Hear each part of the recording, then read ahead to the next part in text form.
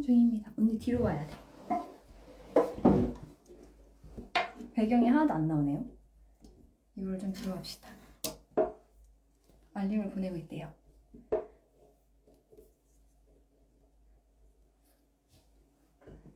안녕하세요. 지금 나. 시작했어요. 안녕하세요. 안녕하세요. 늦게 들어와서 죄송해요. 근데 이게 뭔지 모르겠어. 우리가 좀 뒤로 가야 되겠네? 잠깐만요. 요거를 좀만 이렇게. 여러분, 오늘 눈이 진짜 많이 와가지고 외출하고 돌아오다가 시겁했어요. 너무 차가 안 잡혀가지고 방송해야 되는데 이러면서. 잠깐 이렇게. 그러면 언니가 나한테 좀만 더 올래?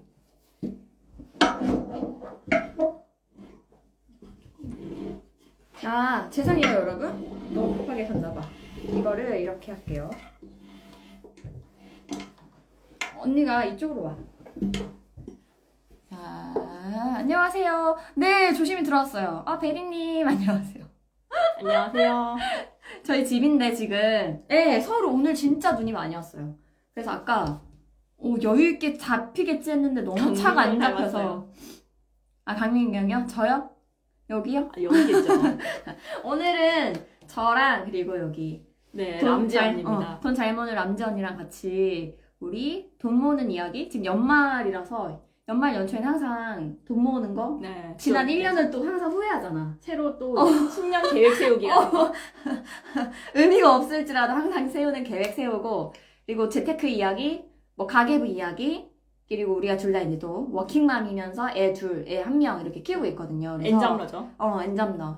그런 얘기들, 수다들 떨어보면 좋을 것 같아요. 아니 근데 다들 주부는 아니실 테고 지금 회사에 있는 분들도 계실 것 같은데? 그죠? 라방이요? 항상 라방은 제가 말 실수하지 않으면 저장하려고 해요. 옛날에는 저장 안 했어요, 아예. 근데 너무 요청이 많으시더라고요. 그때 우리 강원도 갔을 때부터 저장한 거 아니에요? 그랬나? 그 전부터? 뭐 요청이 많으셔서 네. 올리긴 했는데 오늘 휴가예요? 여러분 지금 연말인데 다들 좀 한 해 돌아보면서 얼마나 모았나 얼마나 썼나 이런 거 지금 가계부로 좀 다 확인하셨어요? 가계부? 좀 궁금한 것들 같이 얘기 나누고 싶은 것들 누나서 강제퇴근? 너무 좋은 회사인데? 회사 리프레시 휴가 중. 와.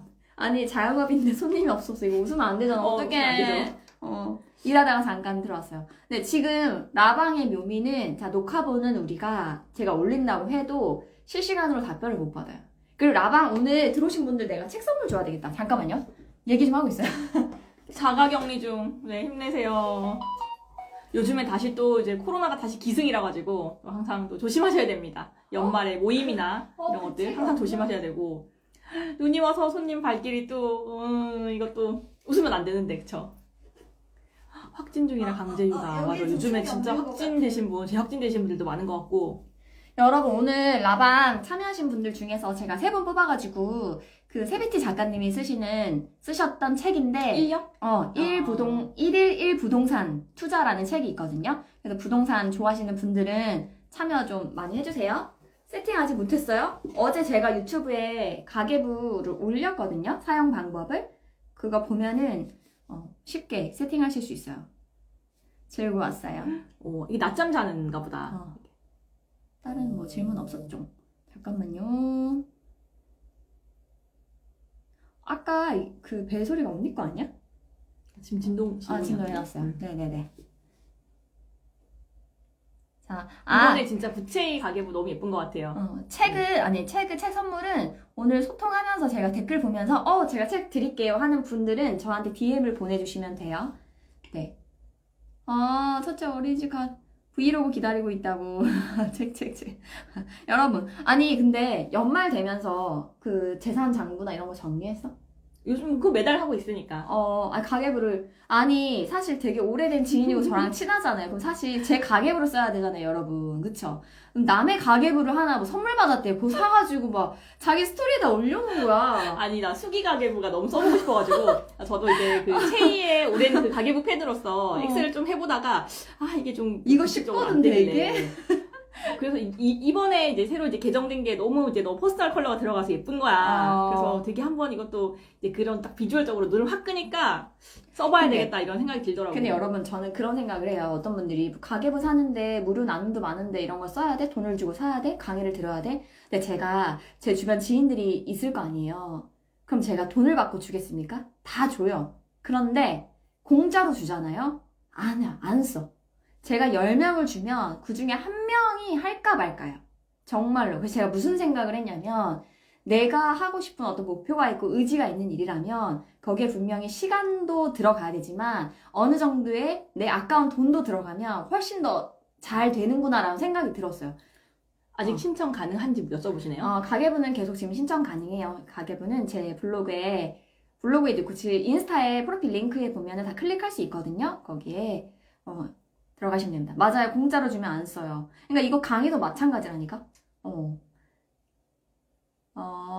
이뻐요. 가계부 잘 쓰고 있어요. 아니 질문이 오늘 없으시네. 저는 지금 가계부를 이제 12월 거를 이제 지금 쓰고 있잖아요. 그래서 1년 동안 이제 정산을 해보면서 정산할 때 이제 보는 게 전년도 대비해서 저는 이제 한 7년째 쓰고 있으니까 전년도 대비해서 소득이 늘었는지 그럼 늘었다면 어떤 부분에서 내가 늘었는지를 보고 지출도 이제 보죠. 지출을 보면서 어떤 부분에서 지출이 많았는지 보통 순위로 쫙 나오기 때문에 요거는 과했다. 그러면 이제 내년에는 조금 더 그 부분을 그러니까 해요. 그러니까 그 계획을 예산 계획을 다시 세워요. 그러니까 예를 들어 작년에는 제가 식비를 3인 가구를 60만 원대로 썼어요. 60만 원이 목표였어. 근데 내가 실제 1년을 살아보니까 평균이 한 65만 원 정도 썼더라고. 그럼 그럴 때는 이미 60으로 세우는 게 의미가 없는 거야. 내가 항상 초과하면 무슨 의미가 있어. 그래서 2022년 될 때는 이제 물가도 올랐고 난 60으로 살 수 없는 사람이라는 걸 안 거지. 언니 거네. 그래서 그 이후에는 65만 원 이상으로 그러니까 기본 65만 원이니까 다시 그 설정을 다시 하는 거예요. 그러면 나에 대해서 파악을 했으니까. 근데 이거는 가계부든 뭐 어떤 수기든 뭔가 기록이 있어야 그걸 바탕으로 내가 새로운 예산을 세울 수 있어요. 그래서 작년에 이제 올해 들어서는 식비를 65에서 한 70만 원 정도로 잡자라고 이제 했지. 물가가 너무 많이 올랐잖아요. 맞아. 어제 또 기준금리 또 올랐잖아요. 그러니까 이게 내년에도 지금 예산을 어떻게 세울지 고민 중이에요. 23년에는 식비를 뭐 70만 원으로 똑같이 유지를 할지, 요거는 이제 지난 1년을 토대로 해가지고 이제 세웁니다. 한번 질문 볼까요? 언니는 지금 어떻게 하고 있어? 아니, 내가 너무나 진짜 가계부 쓰고 깜짝 놀랐잖아.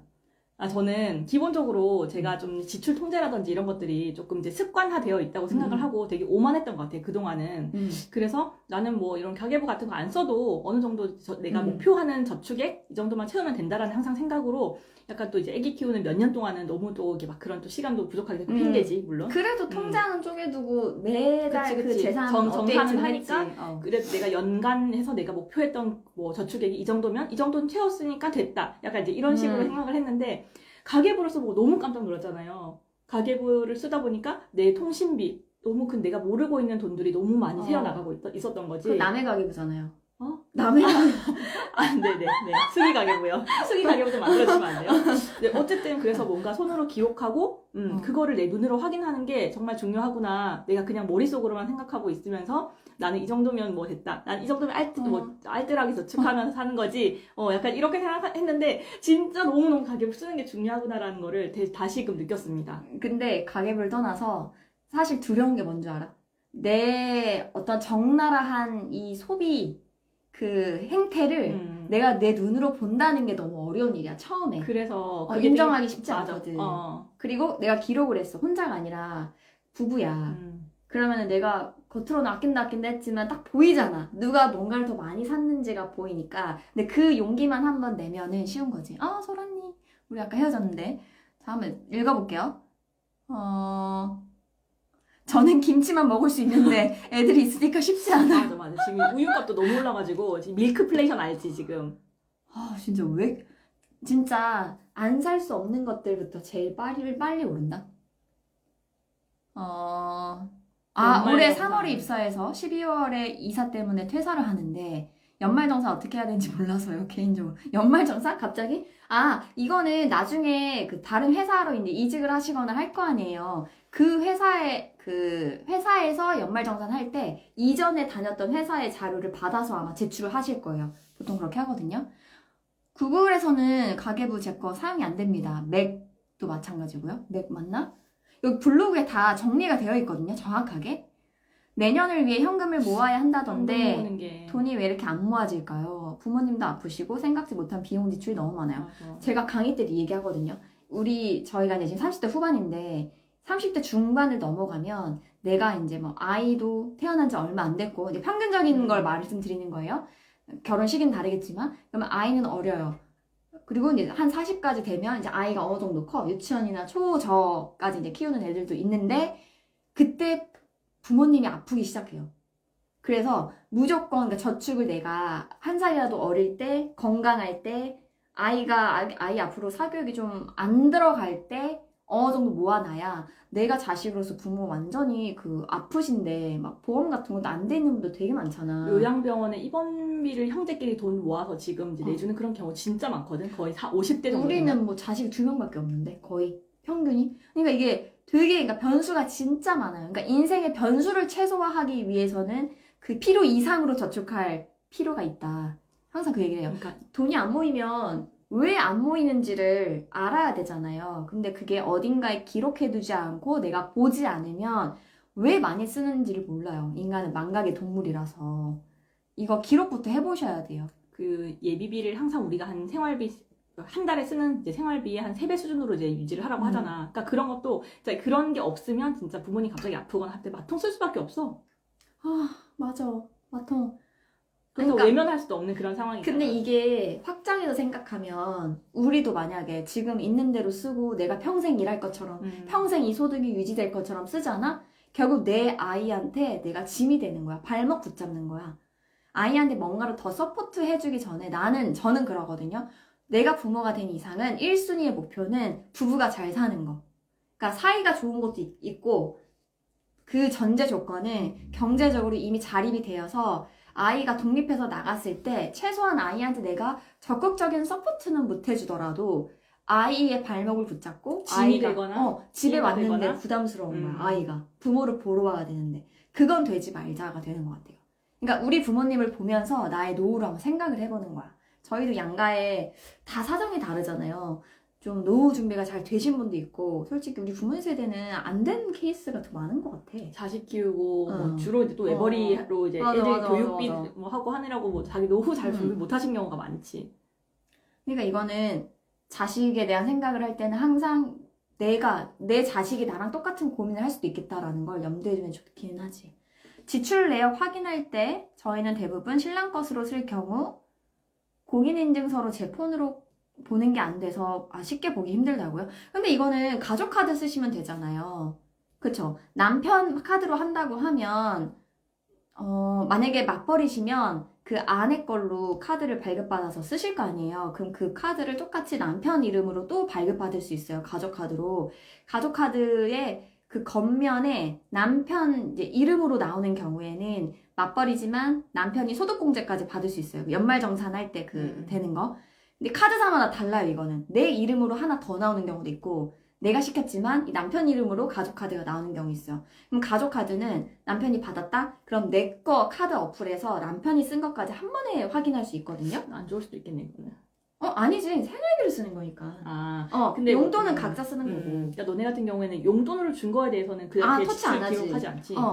저희는 용돈 쓴 건 기록 안 해요. 기록해요? 우리도 안 하죠. 근데 이것도 다 기록하시는 분이 있긴 하더라고. 근데 저는 추천드리지 않아요. 너무 프라이빗한 부분이니까. 그리고 제가 후기를 받았을 때 그게 많았어요. 가계부를 쓰고 나서 가계부 핑계로 공인인증서나 남편이 좀 오픈하기 꺼려했던 거를 남편도 이제 데이터로 보이니까 그냥 합치자라고 하면 왜 합쳐야 되는데? 근데 기록물이 있어. 뭐 2개월, 3개월이라도 기록한 게 있어. 아내가 딱 보여줬는데 통계로 짝짝 나와. 남자들 숫자에 딱 믿는 게 있거든. 그러면은 협조를 안 할 수가 없는 거야. 최근에 후기가 그게 많았어요. 남편 협조를 좀 이끌어낸 부분들. 질문을 좀 봐볼게요.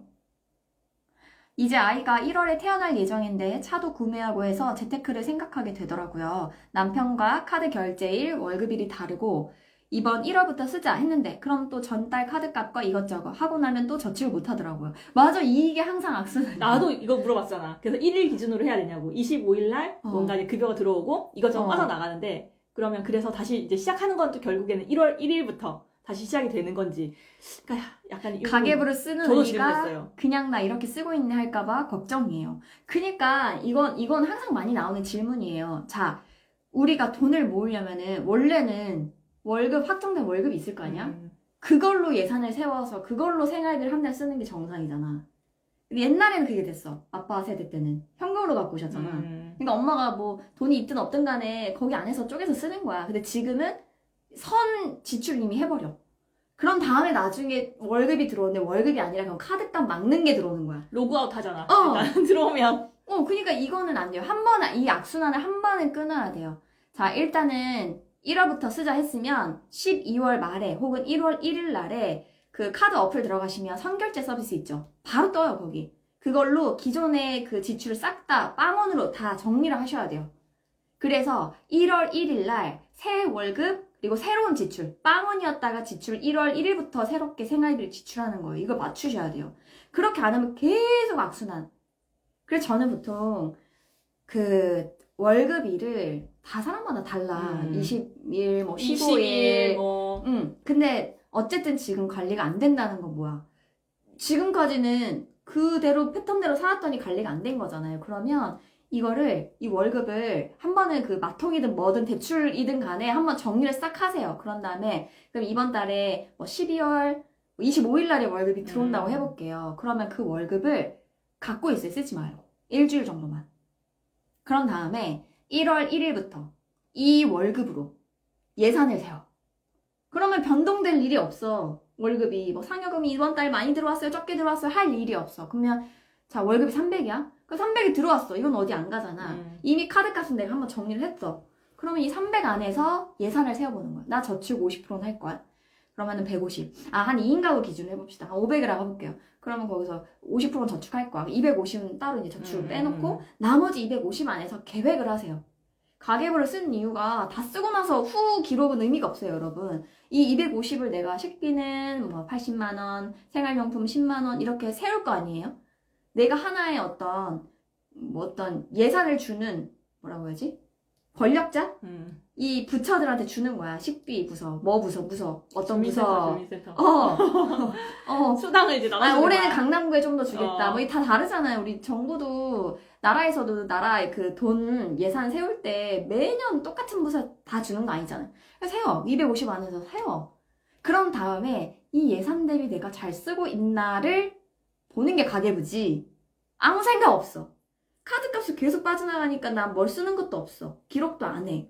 근데 왜 이렇게 나갔지? 이거는 의미가 없다는 얘기예요. 그리고 이런 분들을 나는 이제 그래서 이제 그런 신용카드 같은 걸 쓰는 거 싫어해. 먼저 쓰고 나 후에 갚는 거. 맞아. 그래서 그냥 체크카드라든지 현금이라든지 내가 지금 있는 수중 안에서 예산을 짜고 그 규모 있게 짜임새 있게 쓰는 이제 뭐 그런 거를 좀 습관화 하시는 게 좀 중요할 것 같아. 그러네. 만약에 월급일을 난 변경하기 어렵다 하시면 차라리 신용카드가 아니라 말씀하신 것처럼 체크카드를 써서 돈이 없으면 안 빠져나가게 못 쓰게 하는 게 나을 수도 있겠네요.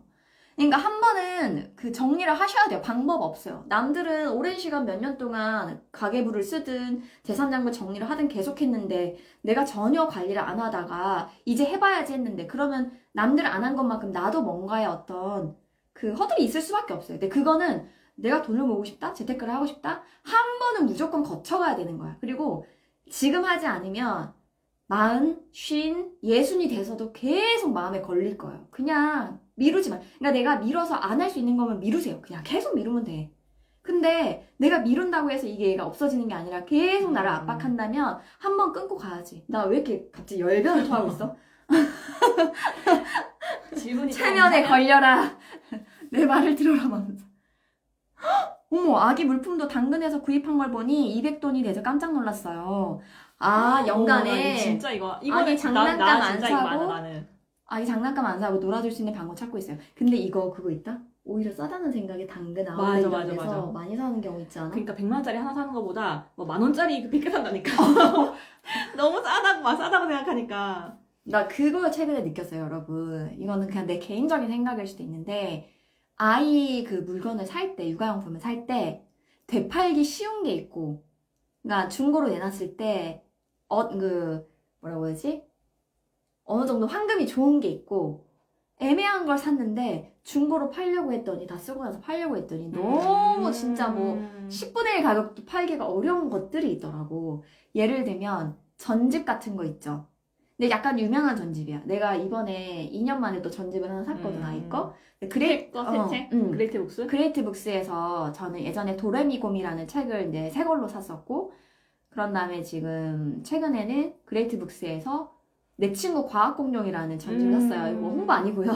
내가 내돈내산으로 샀는데, 내가 그 중고로 책을, 나도 중고로 다른 것도 사기도 하고 팔기도 하잖아. 근데 그 도레미곰은 2년이 됐잖아? 2년 가까이 됐는데도 내가 중고로 팔려고 이제 처음에는 이제 알아봤을 때 시세가 다른 책에 비해서 너무나 괜찮은 거야. 예를 들어 그때 책 가격이 원래 36만 원이었어. 근데 나는 이제 제로페이를 그때 써서 지역 화폐를 써서 10%를 할인받았고 보통 이 오프라인 서점에서 아이를 책을 사면 10%를 보통 기본으로 할인해줘요. 다른 출판사는 모르겠었는데 그레이트 북스는 딱 10%만 해준단 말이에요. 만약 여러 책이 거의 다 똑같아 조건은. 그러면 거의 그 책을 한 30만 원 수준에 산 거죠. 샀는데 이거를 내가 실컷 봤어 아이랑. 근데 이거를 중고로 이제 내놓으려고 보니까 그리고 소전집 같은 거 전집 세트도 받았단 말이야. 이번에 심지어 2개를 받았어. 그 출판사 자체적으로도 또 이벤트를 하더라고. 이 그레이트 북스에서 주는 거 여기 오프라인 영업에서 주는 거 해서 2개를 받았는데 아무튼 어쨌든 팔려고 보니까 10만 원 후반대는 받더라고. 그러니까 그걸 보면서 아이 제품도 무조건 싼 게 좋은 게 아니라 좀 엄마들 사이에서 되게 유명하고 괜찮고 내가 한 2년 뒤에 되팔았을 때도 그 시세를 보면 나오잖아요. 내가 왜냐면 이걸 사기 전에 중고를 보잖아 시세. 중고 살까 새 거 살까 고민하잖아. 근데 어느 정도 시세가 보존이 되고 활용을 많이 할 것 같다는 거는 그냥 나는 새 걸로 사고 지역 화폐라든지 그런 거 좀 할인할 수 있는 걸 찾아서 쓰는 게 훨씬 더 이득이다. 그리고 나는 그때 받았던 소전집도 예를 들면 2만 원에 판다거나 이런 것도 되거든. 그러니까 이것도 선택과 집중이 필요할 것 같아요.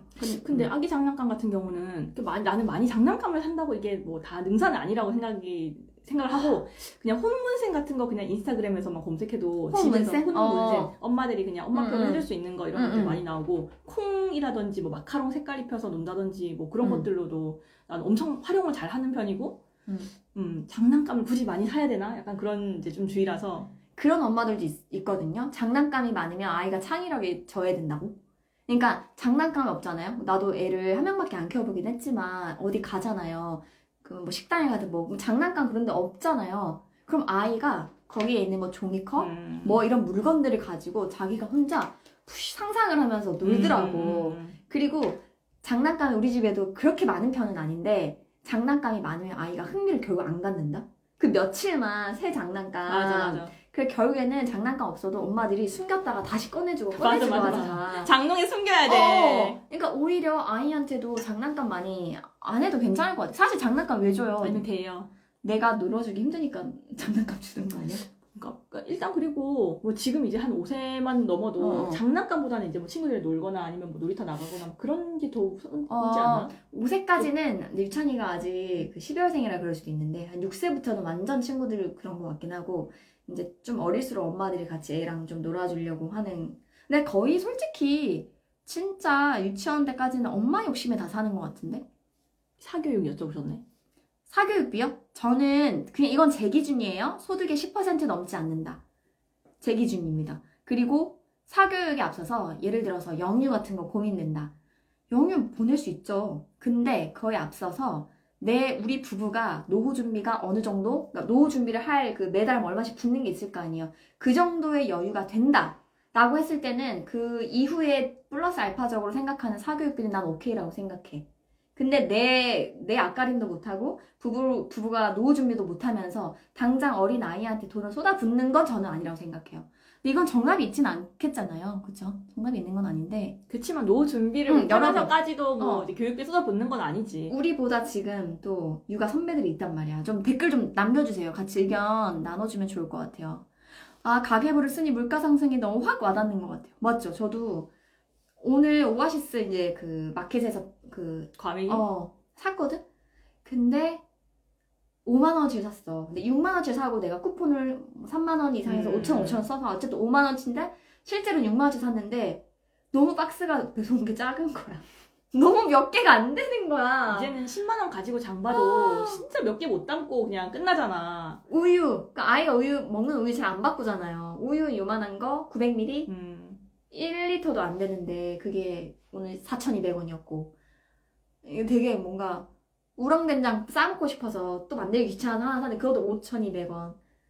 안경 비싸요 진짜 그래서 맞아요. 사실 퇴근하고 오면서 아현시장에 들러서 많이 재래시장 많이 활용하는 편이에요. 솔 언니가 남편의 눈치 보일 것 같아서 그거 두려운 거. 그러니까 가계부 가계부 못 쓰는 쓰는 거. 이유 맞아. 처음에. 이거 좀 아래로 맞아. 내려볼까? 진짜 우리가 맨날 너무 포기하면 늦게 보니까 봐봐. 진짜 맞지? 어머, 이렇게. 아니, 이렇게 여러분 댓글 많이 남겨줬어요? 대박. 내가 너무 투머치 토커지. 빚이나 대출이 있는 경우에 그건 먼저 정산? 아니면 현금 확보로 따로 저축이 좋을까요? 이것도 늘 질문해주시는 부분이기는 한데. 지금은 사실 대출 갚는 게 더 나은 근데 거 아니야? 그거는 내 고정이니까. 소득 대비 소득 대비 대출 수준이 어느 정도냐. 근데 사실 저는 개인적으로 대출액의 규모보다는 예를 들어 자산 대비 내가 자산이 10억이에요. 그러면 그 중에 3억이 대출이다. 쓸만할 것 같지? 3억이 대출이라고? 30%잖아. 근데 요즘 같은 때는 사실 지금 금리가 너무 높아가지고 3억이라도 그러니까 근데 지금, 그 3억이 월 소득이 예를 들어 3천이야. 그럼 아, 원리금을 그치. 그러니까 중요한 건 뭐냐면 내 자산 대비 대출을 생각할 때 이건 다 제 기준입니다. 자산 대비 대출액은 의미가 없다 생각해요. 대출은 내 소득 대비 한 달의 현금 흐름 대비 내가 얼마나 원리금을 갚을 수 있느냐가 가장 베이스 기본이에요. 그렇잖아. 내가 자산이 많아. 아니 부모가 잘 살아서 나한테 뭐 증여했을 수도 있고. 근데 정작 만약에 뭐 부부가 대출은 몇 억인데 소득이 한 달에 뭐 500이야. 그럴 수 있잖아. 근데 내가 아이도 태어날 수도 있고 기본적으로 생활비를 써야 되는 게 있는데 한 3억이면은 이거 대출 30년 상환으로 뭐 한 5% 한다고 하면 어쨌든 100몇십만 원 원리금 내야 되거든요. 그러니까 이게 너무 큰 거죠. 그거에 맞춰서 블라썸님 한번 생각해 보세요. 우리 지금 현금 대비 대출이 여유가 있어? 너무 많아? 부담돼? 부담되면 그거 먼저 갚는 게 낫죠. 그 현금 확보라고 하는 건 내가 결국에는 저축을 통해서 어딘가에 투자를 하고 싶다는 얘기인데 그럼 투자를 지금 할 만큼 내가 준비가 되어 있어? 마인드적으로든 아니면 내가 소액이라도 어디 투자를 해봤던 경험에 따라서도 다 다를 것 같아요, 이거는. 그치. 근데 지금 이제 투자라고 하기엔 사실 이제 부동산도 그렇고 사실 이제 증시도 좀 많이 안 좋은 상황이고 사실 뭐 예적금? 뭐 이런 데 넣는 거? 근데 나는 그런 거보다는 사실 그냥 좀 대출 상환하라고 좀 많이 얘기를 하는 편이에요. 그치. 아니 지금 그리고 이제 금리 더 올라요. 내년 어제 기준금리가 더 올랐고 그리고 최근에 그 이코노미스트들이랑 인터뷰를 할 때 여쭤보면은 그러니까 단기적인 전망으로는 내년 상반기 최소 1분기까지는 계속 금리가 오를 거다. 그리고 그 이후에 떨어지지는 않고 약간 유지되는 폭으로 이렇게 갈 거다라고 하시는 거 보니까 어쨌든 지금보다 더 낮아질 일은 없다고 생각이 들어서 가계부는 앱으로는 작성 안 하고요. 그냥 그 가계부가 제가 엑셀 가계부라서 모바일에 그 엑셀 어플이 무료예요. 10.1인치 미만의 그 폰에서는 거기서 열어서 작성하실 수 있죠. 저는 체크카드 사용하는데 뭐랄까 빚은 없지만 돈도 없는 느낌이에요. 근데 나는 일단 급여가 들어오면 일단은 이게 뭐 어떻게 알려줘? 내가 어. 사실 이제 만약에 일주일에 뭐 예를 들어서 뭐 한 10만 원이면 10만 원, 20만 원, 20만 원 이렇게 돈을 정해놓고 그 나머지 돈을 다 이제 예비비 통장으로 보내. 그런 CMA라든지 통장 쪼개기를 해서 내가 이 돈은 이제 어쨌든 뭐 내가 예비비로 이제 관리를 하겠다라고 해놓은 그 통장으로 일단 보내. 근데 내가 저번에도 얘기를 했지만 좀 붙여주세요. 통장 계좌에 내가 이제 실제로 사용하는 체크카드 통장에 잔고를 많이 놓지 않아. 그러니까 일주 주간 단위로 거기 돈을 넣는 거지 아예 안 긁어지게. 그래서 돈이 만약에 부족해. 그러면 쿠팡을 뭔가 했다가도 잔고가 부족하다고 나와. 그러면은 다시 한번 생각해보게 되는 거야. 여러분 그래, 내가 다시 이걸 정말 필요했던 건가? 약간 이런 식으로. 그렇게 해서 약간 방어하는 부분도 좀 많은 것 같아요. 주간 단위로 통장 이체하고 하는 거 쉽지 않은데 대단하다. 근데 그거야 뭐 그냥 자동 이체하는 거 그게 뭐 몇 초 걸리는 것도 아니니까. 근데 말은 이렇게 뭔가 짠순이처럼 얘기했지만 이분도 자산이 순자산만 10몇 억이 되거든.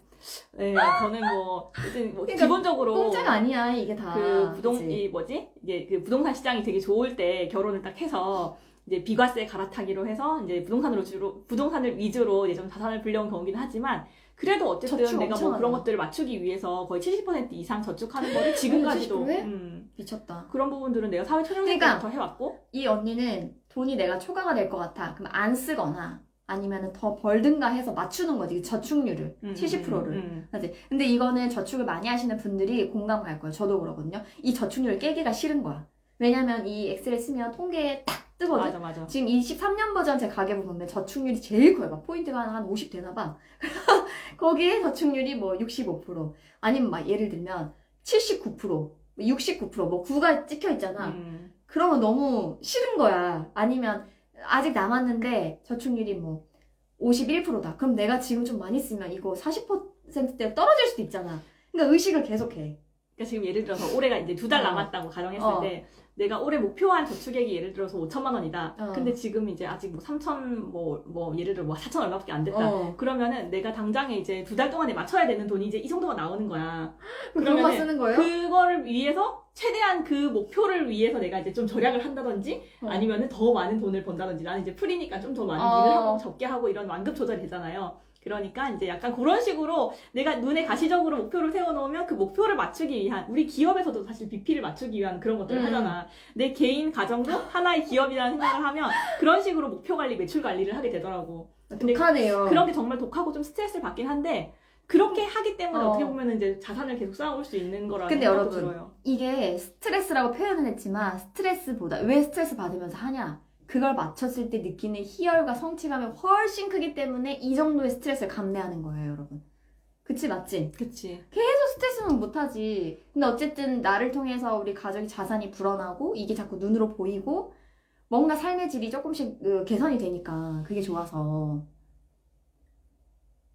신혼부부예요. 신랑과 재산이랑 급여를 합쳐서 관리하려고 하는데 뭐부터 해야 할지 막막해요. 한 사람 근데 이거는 제 강의 한번 같이 들으시면 너무 좋을 것 같은데. 그러니까 이거는 제 강의를 안 들어도 상관없지만 남편이 설득이 안 되거나 혹은 왜 돈을 모아야 되지? 어떤 식으로 해야 되지? 라고 했을 때 한번 그런 전문가의 도움을 받아보는 것도 전 추천해요. 아니면 그냥 제 가계부가 아니라도 그 하루 날 잡고 남편이랑 수기 가계부든 뭐든 한 노트 펴놓고 얼마, 각자의 수입이 얼마고 얼마의 지출을 지금 쓰고 있고 카드값 다 나오잖아요 요새. 그러니까 내가 맘먹으면 할 수 있으니까 그런 거 통해서 현재 상황을 파악하는 게 가장 먼저긴 해요. 월급은 각자 언제 들어오고 카드값은 언제 빠져나가고 있고 그럼 각각 통장은 몇 개가 있고 거기에 돈은 각각 얼마가 있는지부터 해서 현황 파악부터 하는 게 가장 시작인 것 같아요. 맞아. 나도 현황 파악은 꼭 하라고 나도 이렇게 상담할 때 모든 걸 얘기를 해주는데 이거 읽어줄래요? 수입이 없을 때는 지출 관리를 어떻게 해야 할까요? 안 수입이 써야죠. 없을 때. 수입이 없으면 지출 관리 최소로 이거는 그냥 비상 상황인 거지 전시 상황과 맞먹는 거 아닌가요? 그렇죠. 근데 어떻게 수입이 할 것 없을 때라는 거는 이제 뭐 양쪽에서 다 이제 지금 일을 안 하고 있는 그런 상황이거나 그렇게 구체적으로 안 쓰셔서 근데 뭐 그동안 이제 모아놓은 걸로 써야지 뭐. 그래서 예비비나 비상금이 필요한 거예요. 그렇지 않으면 내가 언제고 지금과의 체력과 내가 능력과 소득이 된다고 가정하면은 예비비를 안 두거든. 근데 이럴 때를 대비해서 내가 예비비를 갖고 있어야 소득이 없을 때도 내가 갑자기 빚을 진다거나 뭐 예적금 해지해버린다거나 보험 막 깬다거나 이러지 않고 그냥 그걸 대비해서 놔두는 게 그 비상금이니까 거기서 꺼내서 써야죠. 그러면서 비상금이 다 떨어지기 전까지는 어떻게 해서든 그 플랜을 그러니까 뭐 만들어야지. 다시 소득이 들어올 수 있는 걸. 돈 아끼려니 사람 만나는 걸 꺼리게 돼요. 자꾸 지갑 열게 돼서. 근데 저는 내가 정말 마음 먹고 내 목표가 있잖아요. 그러면 그렇게 집중적으로 내가 자산을 불려나가는 시기에는 사람들과의 거리를 두는 것도 저는 꼭 필요한 맞아. 생각이라고 생각해요. 내가 사람들을 많이 만난다고 해서 다 모든 사람들이 영양가가 있는 건 아니잖아요. 여기서 영양가는 나한테 직접적인 도움뿐만이 아니라 만났을 때 기분 좋고 뭐 프레시 되는 사람도 있겠지만 그냥 어떤 모임에서 어쩔 수 없이 인발부 돼가지고 내가 나가야 되는 경우도 있고 뭔가 그 안에서 품위 유지를 위해서 내가 돈 써야 되는 경우도 있고 아니 내 인생 남이 살아주는 것도 아닌데 뭐하러 내가 좋아하는 친구 모르겠어. 그걸 한 달에 한 번 정도 만나서 이런저런 얘기하고 이런 거는 모를까 굳이 저는 끊으면, 끊지는 못하더라도 저는 사실 몇 년 정도는 단절했던 것 같거든요. 그러니까 일부러 너네랑 안 만날래는 아닌데, 그냥 내가 너무 내 삶이 바쁘고 더 중요한 가치가 있으니까 자연스럽게 멀어지게 되는 것 같아요. 조금 나는 이제 한동안은 이제 만나서도 음. 뭔가 나도 이제 좀 도움이 되고 좀 같이 공부도 되고 서로 시너지 그 상승 효과가 있는 그런 좀 모임들 위주로 많이 좀 재편을 한 것 같아요. 같이 뭐 임장을 간다든지 아까 뭐 소론이 같은 경우도 우리가 같이 만났던 지인 같은 경우도 같이 부동산을 같이 투어를 한다든지 했었어. 뭐 아니면 진짜 하다 못해서 내 기분을 위해서 어떤 맛집 같은 거 새로운 데 뚫는다든지 아니 근데 진짜 마당말이거든요 사실. 근데 애 둘 키우지? 그것도 아니 이모님 도움을 그렇게 오랜 시간 받는 것도 아니잖아. 새벽 기상하지? 뭐 친구들 만날 때마다 뭐 만나면은 누구랑은 거기를 아파트를 보러 갔다 왔고 뭐 어떻게 아니, 시간 관리하냐. 아니 우리야 날 자꾸 하루를 쓴 거지만 근데 워낙 이제 일 자체가 뭔가 사무실에 붙들려서 어떤 뭐 이렇게 그런 작업하는 그런 이제 일이 아니라 사람들 많이 만나고 뭐 많이 돌아다녀야 되는 이제 그런 일이다 보니까 뭐 자연스럽게 그렇게 되는 것 같아. 그게 또 일로 이어지는 거 부분도 있기도 하고. 근데 애 둘 키우면 항상 힘들잖아. 그런 원동력이 있어?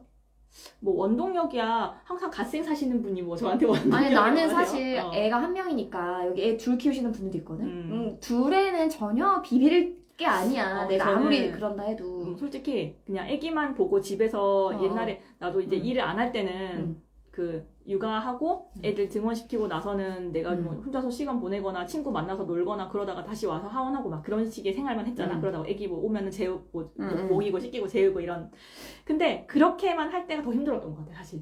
지금처럼 차라리 자투리 시간을 활용해서 내가 일도 하고 뭐 그런 부동산도 보러 가고 뭐 책도 읽고 공부하고 아침에 일어나서는 그냥 내가 그렇게 누구한테도 방해받지 않고 나만의 시간을 딱 보낼 수 있는 때가 정말 없더라고. 밤에는 또 너무 피곤하고 그래서 새벽에 일어나면 명상도 하게 되고 그때 오히려 글 같은 것도 좀 쓰게 되고 근데 사실 이제 그렇게 하다 보니까 SNS를 요즘 좀 잘 못해요 사실. 아 여러분 돈 잘 모으는 언니 람지 언니 인스타 지금 하고 있거든요. 여기에도 뭐 금융 정보나 무료 그런 거 있으면은 또 막 계속 스토리 공유하고 하더라고요. 여기 팔로우 많이 해주세요. 람지 언니라고 검색하면은 나옵니다. 저의 머니메이트라서 한 번씩 또 같이 라방도 이렇게 하고.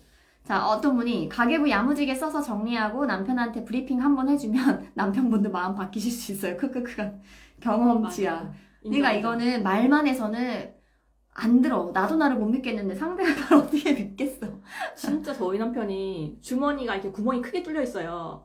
돈이 줄줄 새는 남편인데 돈 없어도 맨날 막 왕복 택시 타시고. 택시 타시고 약간 귀족 그런 분인데 그래도 정말 다년간 저와 이제 살면서 한 7년 가까이 이런 식으로 돈 관리하고 제가 항상 엑셀 장부 보여주고 브리핑 해주고 이렇게 하면서 많이 이제 인식 개선도 되고 그치 인간이라면 근데 어제도 택시 타고 들어왔다 강남에서 아 진짜?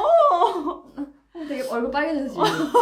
그때 생각이 나서 열이 올라온 거 아니야? 어제도 택시 타고 왔더라고 근데 그래서 뭐라고 했어요? 열자마자 솔직하게 아니 어제 술을 마셔서 내가 뭐 대화를 할 수가 없었어. 술까지 마셨어. 강남에서 오는데 택시 타고 오고. 자, 어떤 분이 저는 그렇게 할 수 있어도 남편이 비협조적이면 방법이 없겠죠? 아니 왜 안 되는 것부터 찾으세요? 저는 그렇게 할 수 있어도는 아직 안 해봤다는 거예요. 해보고 남편이 협조적일지 안 협조적일지 몰라요. 그러니까 우리가 이왕 지금 시간 내서 이렇게 보잖아요. 라방을 긍정적으로 생각하고 할 수 있다고 봐야지 계속 길이 보이는 것 같아요. 이렇게 해도 남편이 안 하겠지? 아내가 협조 안 해주겠지? 라는 생각은 일단 우리 버리면 좋겠어요. 그리고 내가 열심히 나도 하는데 뭐 진짜 오래 전부터 같이 합치라고 통장 합치기 하라고 이렇게 얘기해도 그 남편이 정말 강성이라서 그렇게 못하는 이제 경우들도 주변에 있거든요. 근데 그러면 그냥 나 혼자라도 저희 신랑인 줄 크크. 혼자라도 가계부도 열심히 쓰시면 또 남편이 거기에 또 그러니까 아니 그다음 그게 제일 좀 안타까운 게 내가 이렇게 해봤자 남편이 혹은 아내가 어차피 지 펑펑 쓰고 꼴 보기 싫다 이거야. 나도 쓸래. 아니 사람 대 사람으로 그 사람은 그 사람이고 나는 나잖아요. 이 더 안 좋은 상황을 내가 따라갈 필요는 없을 것 같아. 물론 이 사람한테 보여주기 식은 아니더라도 나는 그래도 돈 관리를 잘할 수 있는 능력은 내가 아내 와이프를 떠나서 내가 살아가면서 인생을 살아가면서 정말 이것도 특출한 능력 중에 하나라고 생각하거든. 그리고 내가 제일 가까운 사람이 결국에 내가 하는 모습을 보잖아. 구치님 가계부 잘 쓰고 있어요. 제가 해보다가 남편이 이런 거 기입하는데 더 꼼꼼한 성향이라서 채희님 엑셀 파일 던져줬더니 잘 써주고 있어요. 와, 근데 이거 리뷰에도, 그러니까 후기에도 이거 있었어요. 그러니까 그 남자분들 중에서 의외로 이렇게 숫자 다루는 걸 좋아하는 사람이 있어. 그래가지고 와이프가 열심히 하는데 저거 내가 더 잘하는데 계속 거슬리는 거지. 결국엔 남편이 그걸 주도적으로 한다고 하는 분도 계셨어. 그래, 엑셀 같은 것도 남자들도 잘하니까. 남자들도 수학 좋아하잖아. 딱딱 떨어지는 걸 좋아하는. 우리 남편도 되게 수학 좋아하거든. 우리 남편 싫어해요? 아, 싫어요? 문과죠. 우리 남편 이과라서. 저는 가계부 순위로 저축하는 재미 들려서 생활 습관이 많이 바뀌었어요. 크크크. 진짜. 물 끓여 먹기, 집에서 털모자 쓰기. 아, 너무 귀엽다. 보일러를 안 켜신다는 거예요. 패딩, 파카를 입으셔야 돼요. 아니, 내복은 많이 있는데 털모자 너무 귀엽다.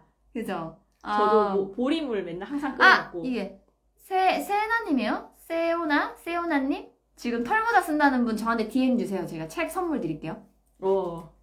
이 물도 끓여 마신다는데 책값 아끼시라고 보내겠습니다. 이번에 1년에 이사를 2번 하게 됐는데 돈 아끼려고 반포장 이사를 했는데 식비 등등 다른 돈이 더 많이 나가게 돼서 속상하더라고요. 이사할 때 아낄 수 있는 팁? 근데 저는 포장 이사를 더 추천드려요. 왜냐면 시간과 나의 그 체력이 체력과, 바닥나니까. 맞아. 이 이삿짐 정리하는 데만 해도 사실 한 달 이상 걸리잖아. 집에 세팅하려면. 그래도 진짜 큰일 하셨다. 근데 만약 젊은 분이면 뭐 젊은 그냥 기운에 애도 없고 하면 할 수 있지. 완전 젊은 분은 이거 안 보실 것 같아. 그런가? 애도 있고 뭐 지금 내 사실 시간이랑 체력이 더 귀한데 그런 거를 돈과 막 그니까. 바꾸는 거는 지금 사실 이제 우리 나이만 돼도 그러니까 나도 근데 절약도 선택적 절약이 필요해요. 진짜 그게 현명한 것 같아. 우리 항상 얘기하잖아. 아이가 너무 갓난할 때는 내가 너무 아끼려고 하면은 내가 체력을 회복해야 될 시즌이고 아이를 온전하게 케어해야 되는 시간이 인생에서 한 2년 정도 있다고 하면 그때 내가 돈 아낀다고 아등바등 하면서 막 관절도 아프고 막 이러면은 나만 손해니까 이 시기가 전체적인 숲을 한번 딱 보시고 이 시기가 내 인생 주기에서 정말 돈 아끼는 게 더 중요한 시기야? 아니면은 돈을 조금 쓰더라도 내 몸을 좀 더 아끼고 아이랑 케어하는 게 중요한 시기야?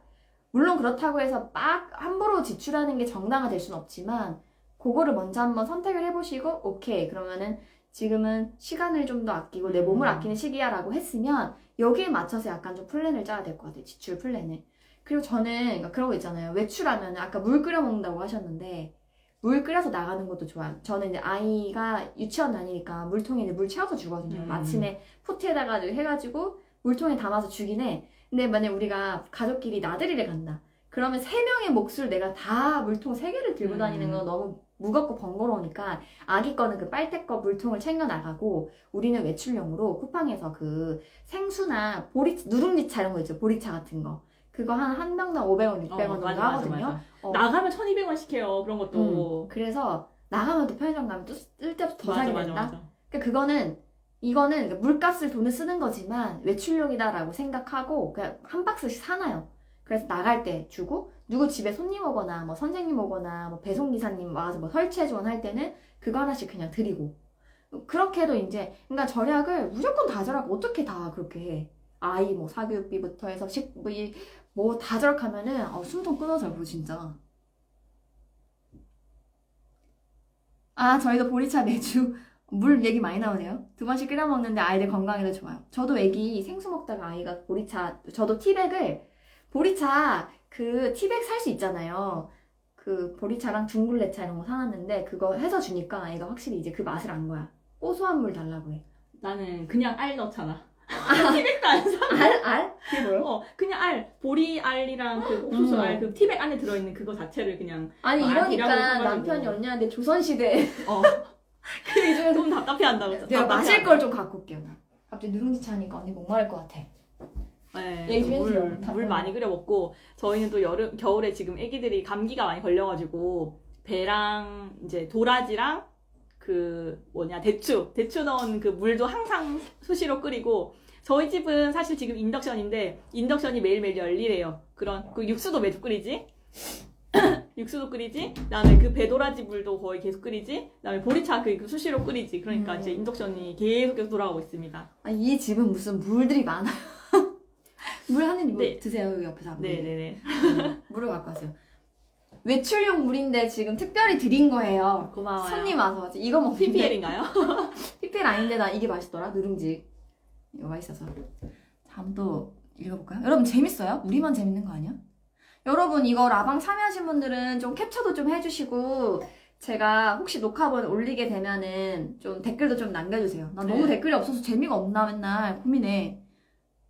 저는 지금 들어오신 분들 사실 좀 모르실 것 같아서 어머. 전에 나 이름 좀 얘기해 주면 안 돼요? 남지 언니 홍보 좀 해주세요. 아 지금 들어오시면 여기 같이 있는 분은 돈 잘 모은 언니 람지 언니고요. 자산관리사고 저의 자산관리 할 때 머니메이트예요. 부채의 머니메이트. 제가 뭐 그 금융상품 리모델링 하거나 이런 일 있을 때 항상 언니한테 물어보는 저랑 가장 오래된 머니메이트입니다. 인스타 있으니까 같이 팔로우해서 여러분 정보 좋은 거 좀 받으세요.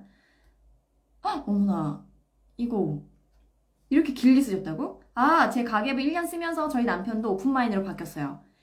일단 꾸준히 작성하는 거 보여주면 마음 여는 것 같아요. 시간은 걸리지만 가계부 덕에 오른 저축률 오 대박. 60% 이상 전세대출금 상환했다고. 유지하게 되어 드디어 전세대출금 전액 상환했어요. 진짜 내년에 홀가분하시겠다. 투자 시드머니 모을 수 있을 것 같아요. 오. 가계 재무뿐만 아니라 제 인생 전반에 중점을 두고 의미 있게 사는 토대를 마련했어요. 감사해요. 이건 책 한 거 줘야 되지 않아요? 진짜 너무 유- 축하드립니다. 뭐야 현주님, 육현주님 저한테 DM 주세요. 이거 나가신 거 아니겠지? 나가면 못 줘. 계속 봐야죠. 네, 책 보내드릴게요. 부동산 투자. 왜냐면 지금 전세자금 대출 갚으신 거면 부동산이 없잖아요. 내년에 더 떨어진다는 몰라 이거 전망은 누구도 다 맞출 수는 없지만 너무 지금 좋은 시기인 것 그치, 같아요. 시대를 가지고 있으신 분들은 음. 최고의 기회인 것 같아요. 지금 이제 내년까지. 대출도 없고 하면 그리고 지금은 시장이 약간 이제 매수자 우위 시장이어서 옛날에는 집 한 번도 보기 너무 어려웠잖아. 근데 지금은 가면은 다 보여주고 친절하고 하단 말이에요. 그러니까 지금 딱 기회니까 부담도 없겠다. CD 열심히 모으시면서 하면 되겠네요. 60% 저축하는 거면 금방 뭐라도 사시겠는데? 확실히 부자의 사고는 다르네요. 일단 해봐라. 안 해보고 부정적인 거 생각하지 마라. 내 몸과 시간은 우선으로 해라. 굿. 맞아요. 나 이게 좋은 것 같아. 부정적인 건 항상 그 부정적인 거. 왜냐면 내가 강의를 할 때도 그 Q&A를 봤거든? 그럼 내가 이렇게 하시면 좋아요. 나는 그 7년의 노하우를 이렇게 하면 꼭 그거에 대해서 근데 저는 이렇게 하는 게 좀 어려운데 이렇게 하면 안 돼요? 지금 본인이 하고 있는 걸 계속 얘기하는 분들이 있어요. 몇 분 꼭 있거든요. 근데 저는 그렇게 해서 내가 인생이 바뀌거나 돈 관리가 잘 된다면 그렇게 하라고 말씀드려요. 근데 그렇게 해봤는데 안 되고 있는 거잖아.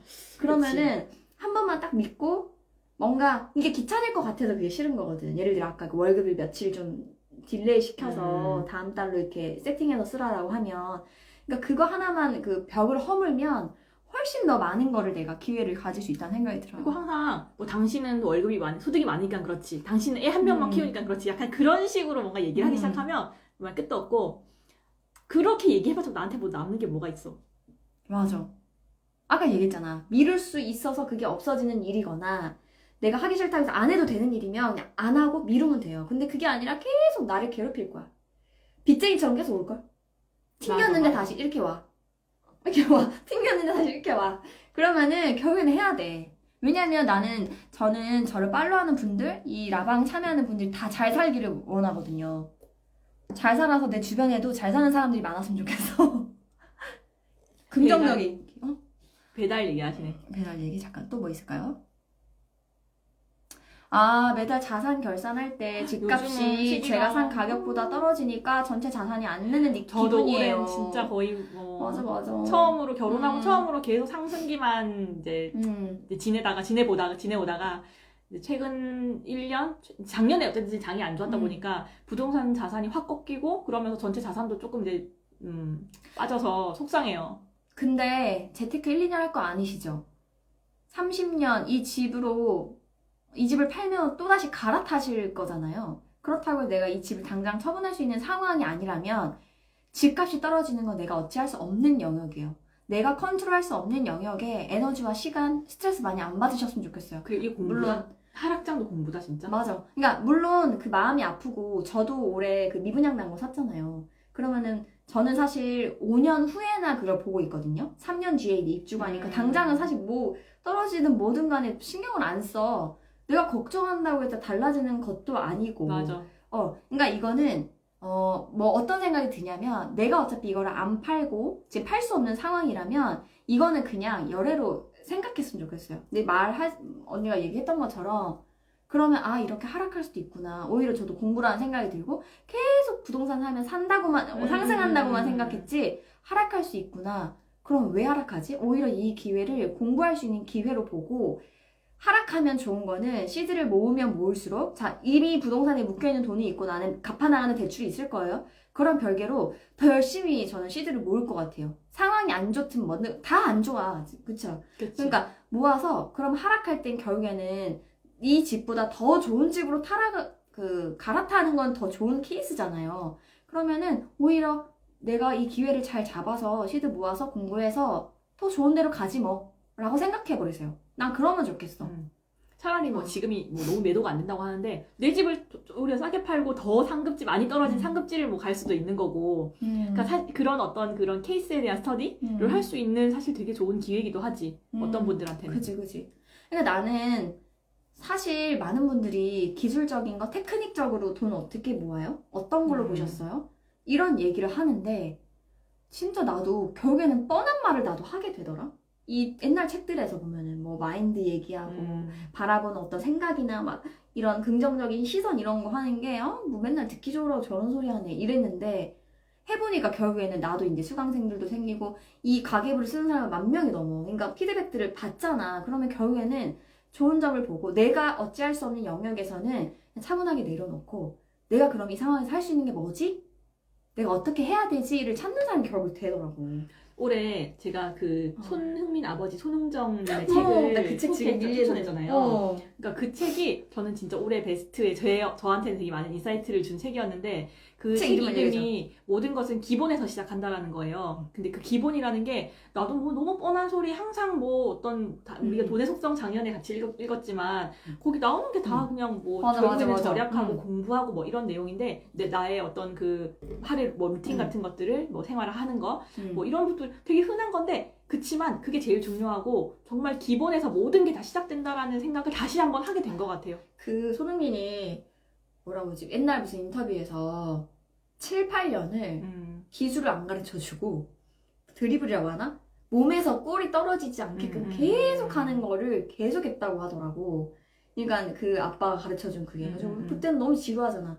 다른 거 뭐 화려한 뭔가 뭐 기본기 발 차고 이런 거 하고 싶은데 근데 결국에는 그게 완전히 공이랑 몸이 하나가 된 거지. 이제는 막 그냥 눈 감고도 막 갖고 놀 정도로.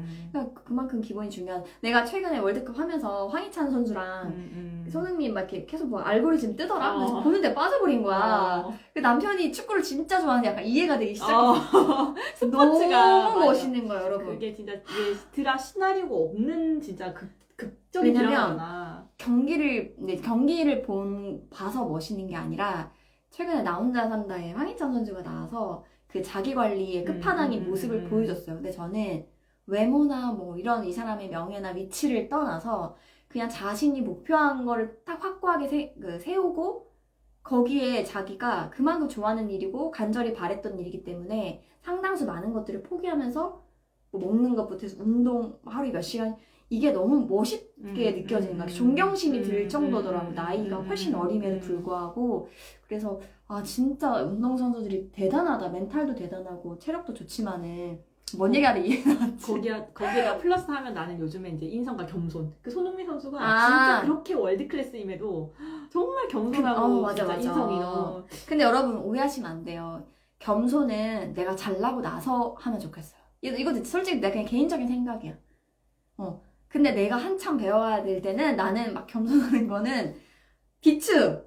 정말 이 사람은 월드 클래스잖아. 그러니까 그 아버지의 책을 읽으면서 나는 이제 인간적으로서의 어떤 그런 매력도 느꼈지만 내가 이제 부모로서 자녀를 어떻게 키워야 되냐 그런 거에 대한 조금 많은 그 시선을 두게 되더라고. 그래서 혹시 애기 키우시는 분들은 더 읽어보셔도 좋을 것 같습니다. 30대 인생의 길라잡이 채인님 너무 감사하고 존경합니다. 한번 자랑하고 싶어서 읽어봤어요. 고마워. 맞아. 진짜 저도 동생이지만 배울 점도 많고 저 진짜 인정합니다. 내년 결혼 예정인 예비 신부인데 재테크 강의 신혼부부 올게 왔구나. 아니 올게 왔구나. 사실은 원래 11월 말에 12월 초쯤에 했어야 됐는데 제가 너무 바빠서 요거를 좀 홀딩하고 조금 미뤘어요. 그래서 지금 1월 중순에 오픈이 1월 중순에 돼요. 지금 안 그래도 거기 클래스 U에서 계속 연락 오고 압박 주셔가지고 더 이상 내가 도망갈 수가 없는 상황이어서 너무 잘하고 싶은 마음에 그거 알죠, 여러분? 그러니까 저도 맨날 그걸 스스로 경험을 하고 테스트를 당한 입장이거든요. 근데 조금 내려놓고 편안하게 하자. 거의 지금 85% 정도 됐거든요. 내가 5년 선생님 강의 보냈었죠? 영상? 내가 너무 완벽주의, 힘내라고. 완벽주의 하면 안 된다고. 근데 너무 잘하고 싶은 마음에 돈 안 맞아요. 아깝게 하고 맞아요. 싶어서 1월 중순에 그 런칭이 정해졌어요. 확정돼서 광고가 한 12월 마지막 주에 이제 나가기 시작할 거예요. 1년 반 만에 1억이라니. 누구 1년 반 만에 1억 모았어? 우리가 그런 얘기는 안 했는데. 매도가 안 되니 갈 수가 없어요, 부동산. 나는 이제 신혼 초부터 2년에 1억 모으는 건 계속 했던 것 같아. 잠깐만. 아이들이 이제 사회초년생이 되었어요? 완전 선배님이시네. 인생 선배님이 오셨네. 사랑받는 구체이다. 어제 유키즈에서 보고 진짜 멋있더라고요. 하원 왔는데 라방 듣고 싶어서 못 들어가고 있다는 크크. 미안합니다. 30분 늦어가지고. 자산관리 각자 시키는 게 좋을지 아니면 제가 해줘야 될지 어떻게 자녀들에게. 크면 당연히 각자 하라고 시켜야죠. 근데 요즘에 내가 이제 여러 이제 법인이라든지 이런 좀 대표님들을 좀 자산 관리하고 있는데 애들 거 좀 해달라고, 애들한테 좀 알려달라고 이런 것들 이런 요청이 꽤 많이 들어오는 거야. 나 나중에 그런 거 나도 진짜 아이 키우니까 아이들을 위한 금융교육? 그런 거 한번 해보고 싶다. 나 초등학교 갔었잖아 매년 그때 몇 년 전에. 언니는 한 경험이 있지. 나는 이제 한 적이 없으니까 성인들 대상이 거의 신혼부부들이 많고 하니까 왜냐면 그때는 내가 그런 생각이 없었지. 내가 아이가 없고 이랬으니까. 근데 아이가 크면서 나도 이제 일상생활에서 아이한테 그런 경제교육을 하잖아. 그러니까 알게 모르게 하니까 그런 생각이 있더라.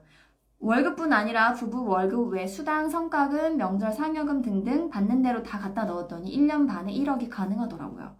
와, 부부 수입을 함께하니 빨리 모아지는 것 같아요. 맞아. 돈 안 합치면 솔직히 돈 안 합쳐도 잘 모이던데요 하시는 분들은 합치면 훨씬 더 많이 모였을 거야. 이건 완전 100% 확신해요. 맞아. 너무 잘하셨다. 저희는 올해 12월부로 시부모님 시댁론 다 상환해요. 내년부터 진짜 제로 베이스인데 이제부터 모으는 돈은 진짜 우리 돈이란 생각에 신나요. 그러니까 진짜. 홀가분, 서운하면서도 약간 홀가분한 느낌이다. 대출 다 털면 진짜 홀가분할 것 같아. 나도 좋았어. 대출 몇 천 딱 갚았을 때.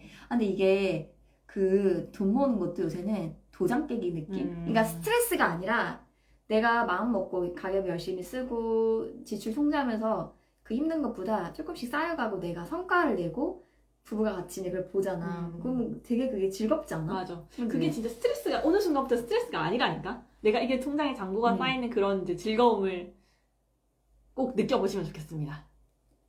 맞아요. 남편 용돈을 정해주기가 미안하기도 하고 많이 쓰지도 않긴 한데 가계부 적기는 번거롭고 힘든데.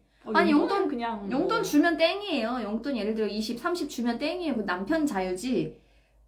지금 댓글 남기신 분의 그게 아니에요. 내 돈이 아닙니다. 남편 차가 8년 20만 킬로. 와, 진짜 많이 타셨네? 잔고장도 심하고 고치는 비용도 많이 들어서 교체해야 되는데 집이 전세라서 곧 이사 준비해야 되는데 신랑 몰래 5천 모았는데 차를 바꾸는 게 좋을까요? 아니면 집 매매하는데 보태는 게 현명할까요? 고민된다. 차를 사게 되든 매매를 하든 대출을 받아야 할 상황이에요. 아니 근데 몰래 5천을 모았다는 거는 각자 관리를 하신다는 거죠? 근데 여기는 이게 몰래 모은 돈 치고 솔직히 좀 커. 5천이. 이게 오랜 시간을 있을 것 같아. 모으셨을 수도 있지. 그러니까 이게 좀 아니면 그러게. 성과급 같은 거. 그러면 아까 8년에 남편 차가 8년 탔다고 했으니까. 근데 남편 입장에서는 뭘 해도 와이프가 이렇게 서포트를 해준다는 걸 좋아할 것 같기는 한데 나중에 또 와이프가 알아서 좀 모아놨겠지라는 기대감을 가질 수도 있을 것 같아. 그지? 근데 이거는 집안 사정을 지금 정확히 모르잖아요. 이사가는 집이 얼마 정도의 금액대의 집인지 거기서 대출 비중이 얼마인지를 모르기 때문에 뭐 차를 사세요, 매매를 하세요는 그렇지만 그냥 자산 측면에서 그냥 재테크 측면에서 보자면 저라면 매매에 돈을 보탤 것 같기는 해요. 근데 아니면 어차피 둘 다 사야 된다고 하면 둘 중에 그 대출 금리가 조금 더 높은 아마 자동차가 높지 않나? 자동차 사주면은 또 남편이 또 너무 감동받고 힘내서 더 열심히 돈 벌어올 수도 있는 거고. 근데 차라리 이렇게 뭔가를 해주려면 이거를 그냥 해주는 거에서 날리지 말고 저라면 요거를 빌미로 남편을 같이 끌어들여서 이제 나 믿고 가는 거야. 봤지? 나 혼자 이렇게 모는 거 봤지? 누가 결혼 잘한 거야? 당신 나 아니었으면 또 연기 나온다. 당신 아니었으면 살지도 못해. 이 잘 만날 핑계로 줄 알아. 감사해야 되면서 이 핑계로 그러니까 해주되 어느 정도의 서로 이렇게 좀 합의해주는 합의를 좀 이끌어내는 계기로 삼지 않을까요? 저도 공무원이지만 진짜 월급 적다고 투덜대기만 했던 것 같네요. 반성하게 됩니다. 이런 인식 자체가 인식만 하더라도 난 좋은 것 같아. 제가 최근에 느낀 게 있는데 잘 된 사람들의 공통점이 옛날에는 뭔가 그런 거 힘든 시절이 다 있었고 자기의 뭔가를 그걸 막 극복하고 물론 이걸 통해서 잘 된 사람들도 많아. 근데 여기는 요새는 무슨 생각을 하냐면 메타인지가 잘 된 사람이 잘 되는 것 같아. 근데 왜냐면 유튜브를 하면서 여러분 제가 여러 사람들을 만나잖아요. 그럼 분명히 힘듦을 이겨내고 잘 된 사람도 있어요. 흑수저가 진짜 금수저가 된 사람이 있어. 근데 한 절반 정도는 아니다. 원래부터 은수저 출신이 그렇게 많아. 그럼 그 사람들은 어떻게 잘 돼? 생각해보면 그렇잖아. 결국에는 메타인지 자기 객관화가 잘 된 사람들이 되더라고요. 그러니까 객관화라는 게 우리가 가계부를 쓰는 것도 어떻게 보면 객관화하는 작업 중에 하나인 거예요. 나의 자산, 소득, 뭐 지출을 객관적으로 딱 보는 거지. 내가 평가하는 게 아니라 한 발짝 멀어서서 타인인 제3자가 돼서 평가하는 거. 그럼 이 객관화가 잘 되는 사람은 그 돈뿐만이 아니라 뭔가를 일에 함에 있어서도 자기 수준을 잘 아는 거야. 그리고 최근에 그 어떤 대표님이 나와서 인터뷰를 했는데 그 입시 학원에서 마인드 코칭 강의를 하는 분이었어. 근데 전국에 공부를 정말 잘하는 상위 0.05%인가? 01%가 학생들 수십 명이었나 수십 명인가 아무튼 데리고 오고 나머지 평범한 그 학생들 데리고 왔어. 근데 여기서 실험이 뭘 했냐면 영어 단어가 쓰여 있는 카드를 준 거예요. 예를 들어 이게 한 100장이라고 해볼게. 그러면은 새로 이렇게 줬을 거 아니야. 그럼 100장이면 한번 보게 해. 그런 다음에 아이들한테 딱 끝나고 아이들 뭔지 몰라 무슨 질문이 나올지 이거 여기서 한 몇 개 정도 그러니까 외울 수 있을 것 같냐고 물어보는 거야. 그러면 우리는 그냥 공부 잘하니까 얘네는 많이 외우고 평범한 애들은 적게 외우겠지라고 생각하잖아. 그게 아니라 이 공부를 정말 최상위로 잘하는 애들은 예를 들어 저 한 50개 할 것 같아요 라고 했을 때 진짜 50개가 나오는 거야. 근데 평범하거나 좀 공부 학습 능력이 조금 떨어지는 상대적으로 그런 아이는 저 50개 할 것 같은데요 했는데 실제로는 뭐 20개 20개 할 것 같은데요 실제로는 뭐 35개 이런 식으로. 그러니까 이게 메타인지 이 공부를 잘하는 아이는 내 실력이 어느 정도인지 알기 때문에 파악을 하고 있어. 왜냐면 본인이 공부를 했으니까. 근데 이게 돈의 영향은 아니지만 그렇다는 얘기예요. 그러면 내가 이 일을 시작했을 때 어느 정도의 뭐가 나오겠구나를 아는 거야. 그러니까 자기 위치나 할 수 있는 능력 정도를 캐치하는 게 큰 거지. 그래서 내가 유튜브를 하면서 여러 사람 만나면서 정말 힘듦을 극복한 사람도 있지만 자기 스스로의 어떤 객관화가 잘 된 사람이 결국에 지금 되게 더 잘 된 사람들도 많구나라는 거 최근에 조금 느꼈었어요. 근데 지금 여기 공무원이라서 뭐 월급이 적다고 투덜거렸는데 뭐 방송하게 됩니다. 뭐 이런 분도 많고 계속 이제 체이의 어떤 영향을 받아서 되게 감사하다라는 얘기들이 많은데 저는 이제 최근에 그런 그 진아영 교수님 육아서 같은 거 이런 거 보면서 정말 그런 감사요법 또 새해도 되고 하니까 정말 그게 하나의 요법이래. 치료 요법이래 실제로. 항상 감사함을 가지고 감사한 마음을 가지고 뭔가 이런 사소한 거라도 그냥 공무원이라서 월급이 적은데 이 박봉으로 맨날 어떻게 먹고 살아 이렇게 생각하는 게 아니라 그냥 이런 월급이라도 내가 항상 고정적으로 받을 수 있으면 감사하다는 그래 식으로 노후가 조금 또 어떤 그런 감사함을 항상 일상화하는 것 그런 것들이 되게 치료 요법이래. 정신과 측면에서는 소아 정신과 측면에서는 오히려 친구를 만나면 친구들이 그 나의 좋은 점을 말해주지 않아?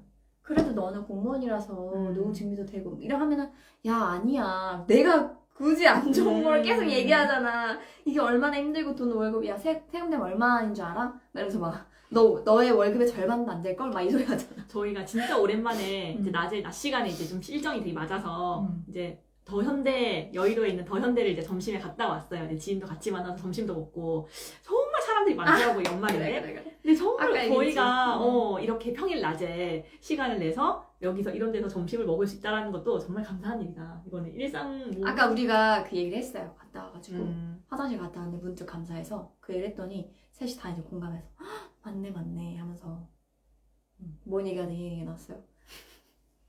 좋지 않은 가정 형편으로 대학 전체 학자금 대출이랑 취업 후 생활비로 스트레스 많이 받았지만 학자금 대출 다 갚고 1년 전부터 저축도 하고 지출 통제도 하고 있어요. 한 달에 62, 3% 정도 하고 있습니다. 헉, 오늘 라방도 메모장에 적어두고 있어요. 감사합니다. 결혼 앞두고 있는데 많이 참고하고 따라할게요. 결혼도 축하드립니다. 이분도 책 하나 드릴게요. 수나님, 수나짱님.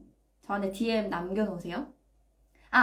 책 당첨되신 분들은 저한테 DM으로 제가 안내 드릴게요.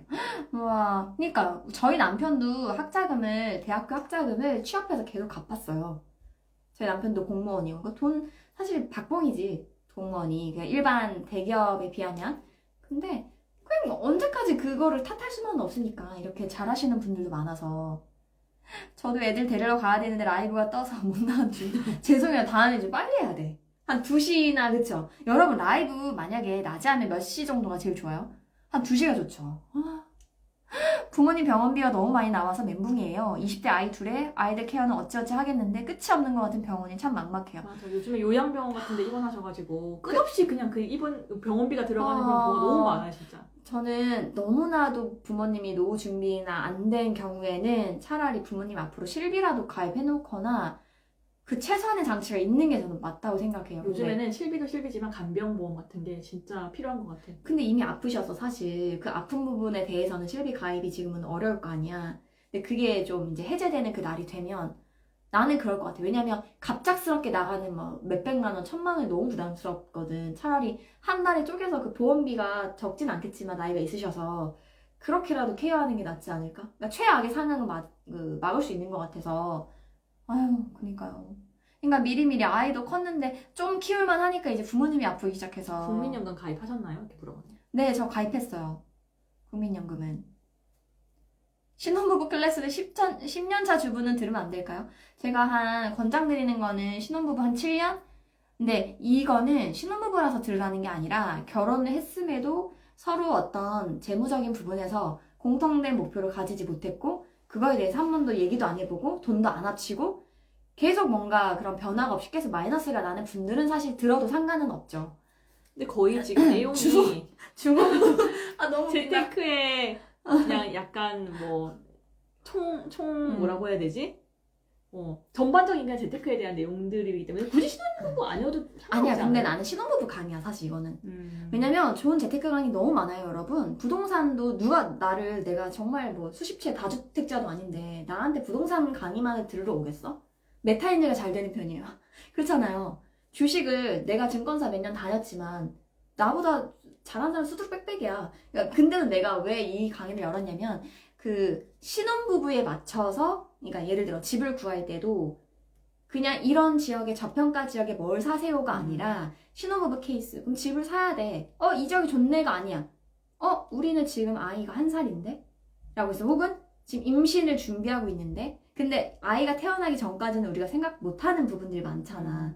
그럼 아이가 태어나면 집이 부모님이 누가 봐주실 거지?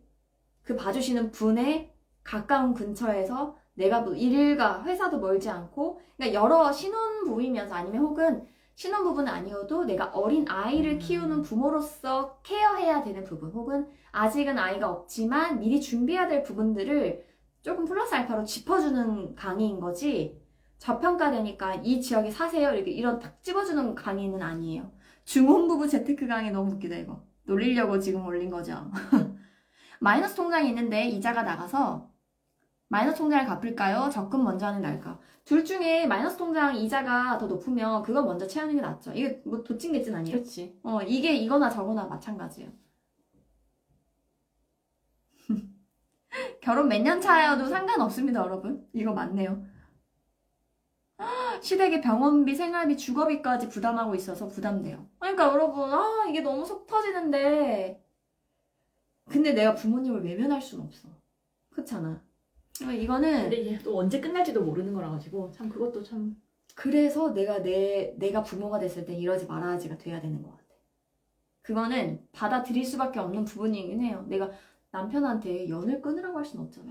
그래서 우리가 저번에 유튜브 할 때도 보고 했잖아. 음. 효도 먼저, 뭐 우리 자산, 뭐 재테크 음. 먼저, 막 이런 주제로 이제 어. 유튜브 찍기도 맞아, 했는데, 맞아. 그러니까 지금 사실 이제 그런 것들도 그런 일이 없으면야 제일 좋겠지만 그럴 때를 대비해서 사실은 조금 더 뭔가 효도 명목으로 좀 돈을 전 모아놓는 게 효도 필요한 것 통장이 같아. 있어요, 그치? 여러분. 그런 일이 없으면 사실 여행을 보내드리건 부모님 앞으로 또 뭔가를 해줄 수 있는 거고. 그 생각은 했었어요. 그러니까 내가 만약에 부모님이 보험이 하나도 없으셨으면 용돈 대신에 실비보험을 하나 뭐 가입해서 돈 부담 없이 병원은 다닐 수 있는 그런 건 하지 않았을까. 근데 다행히 이제 엄마랑은 다 있으셔가지고 그냥 어떻게 될지 모르니까 그 몇십씩이라도 저는 이제 부수입 통장인 그 부수입을 들어오는 거 뭐 쿠팡 파트너스나 네이버 에드포스트 수익을 아예 그 효도 통장으로 입금이 되도록 돌려놨어요.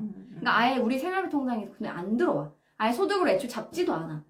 그러면 내가 그냥 열심히 조금 시간 내서 했던 그 부수입 짜잘한 것들이 그냥 부모님 나중에 어떤 변수나 아프시거나 아니면 안 아프면 감사히 뭐 환갑은 지났지 그치, 뭐 그치. 칠순이나 뭐 이런 거 큰 있잖아요. 그렇게 이벤트들 해주려고 지금 주식은 안 하나요? 하고 있습니다. 미국 주식도 하고 있고 국내 것도 있고 근데 지금 시장이 안 좋잖아요. 마이너스 찍힌 것도 많은데 저는 이제 전문가 분께도 맡기니까 그래서 밸런스가 지금 맞고 있는 것 같아요.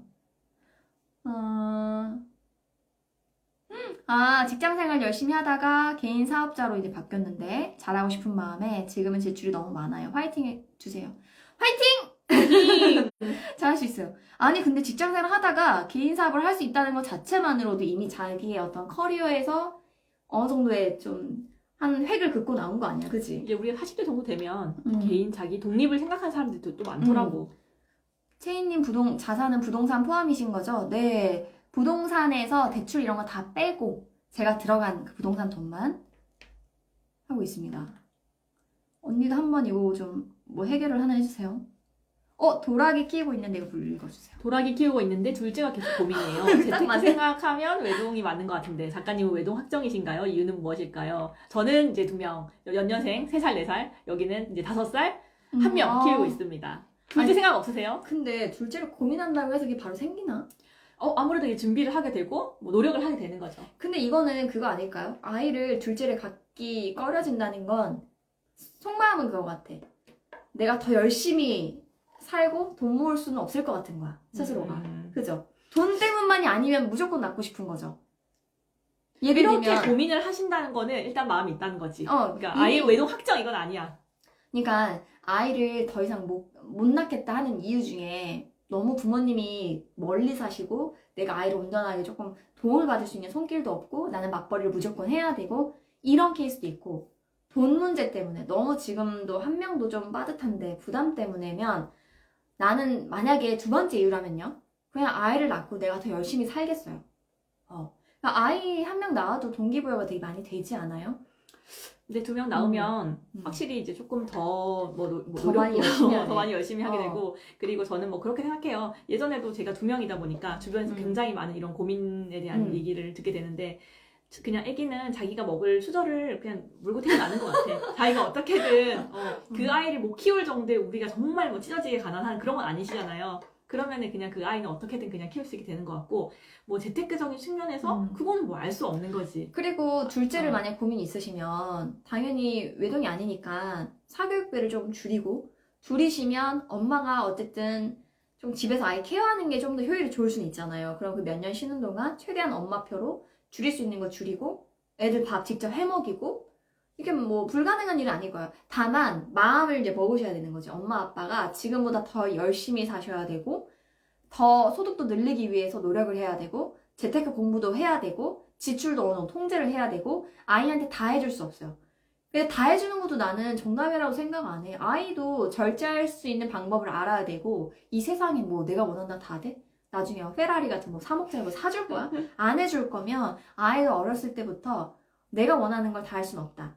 그럼 엄마가 이제 그 주는 거지. 선택권을 주는 거지. 그리고 이런 고민을 할 때 정말 중요하게 생각해야 될 그 기준이 있는데 조금이라도 이제 급할 때 도와주실 그런 양가 부모님이 계신지 옆에 계신지 뭐 이런 부분도 좀 같이 좀 고려를 하셨으면 좋겠어요. 그거는 좀 있으시니까 왠지 둘째 고민하는 것 같아요. 저는 진짜 그치? 완전 전혀 어. 없어서 되게 고생하고 있는 좀 케이스긴 한데. 저는 사실 둘째를 지금 생각 안 하고 있고 그 이유는 아까 첫 번째 케이스예요. 부모님이 둘 다 너무 멀리 계시고 아이 둘이면 지금은 이제 애가 좀 커서 이제 셔틀버스 그러니까 뭐라고 해야지 유치원에 좀 이제 오래 있다 보니까 제가 이렇게 맞벌이를 할 수 있지만 아이가 둘이 된다? 그러면 남편이 뭐 일을 안 할 수도 없고 나도 일 안 할 수도 없고 부모님 도움 못 받는 게 좀 큰 것 같기는 해요. 그리고 저는 이제 한 2년 후에 미국으로 좀 나가고 싶거든요. 한 2년 정도? 그러다 보니까 이게 걸리는 거야. 그러니까 인생의 생애의 어떤 계획들이 있잖아요. 제 가계부 보시면 아마 생애설계연표라고 해서 생애 주기표도 있을 거예요. 그 보시면은 이제 그거에 따라서 저는 계획을 하니까. 그래서 지금은 생각이 없다. 그리고 남편이 아이를 너무 육아를 100% 동참을 했잖아. 그러니까 남편도 계획이 없다. 너무 힘들다. 네. 그러니까 남편이 잘 안 도와준 집은 둘째, 셋째. 맞아. 남편이 돈 알잖아. 얄미워. 알죠, 여러분. 빨리 공감되는 사람 빨리 댓글 남겨요. 얼마나 본인이 새벽 일어나서 수유하는 것도 아닌데, 애가 너무 예뻐서 둘째 낳자, 셋째 낳자, 자기야, 이러면, 저리 가! 근데 남편이 정말 많이 도와주신 집은 얼마나 힘든지 알아, 본인이. 아니야, 우리 한 명만 잘 키우자. 이렇게 생각을 하거든요.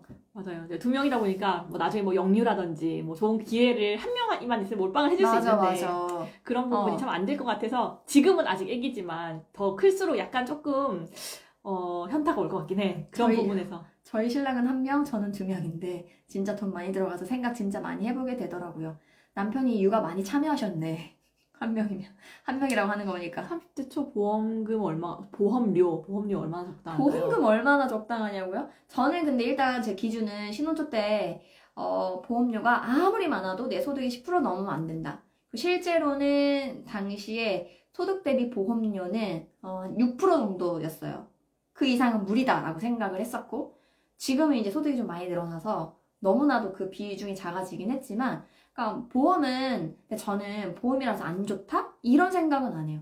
결국에는 내가 대비할 수 없는 부분에서 내가 대비할 수 없을 때 공포스러우니까 미리 그냥 준비를 하는 거잖아요. 다만 그 준비가 과하면 안 되고 내 소득 대비 계속 이게 케어할 수 있는 부분인가. 내가 한번 납입하면 10년, 20년 내야 되는데 부담 없을 수준인가? 외벌이가 돼서도 아이한테 사교육비가 많이 들어가도 계속 유지할 수 있나?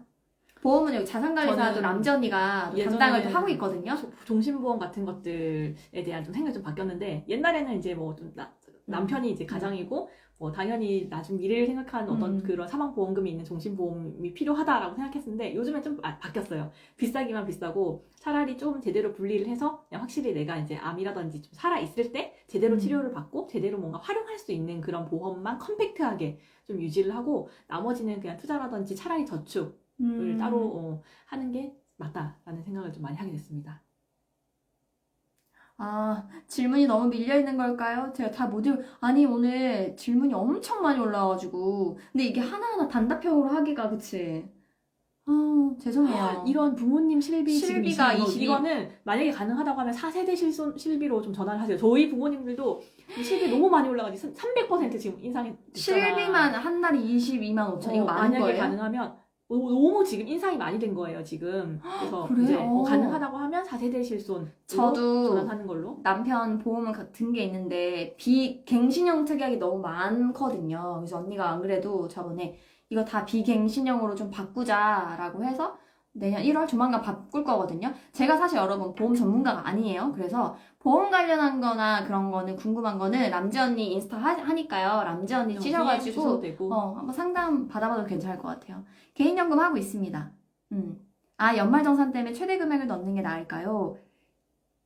개인연금 단점을 들었는데 기억이 안 나네요. 근데 개인연금은 저는 선택의 문제라고 생각해요.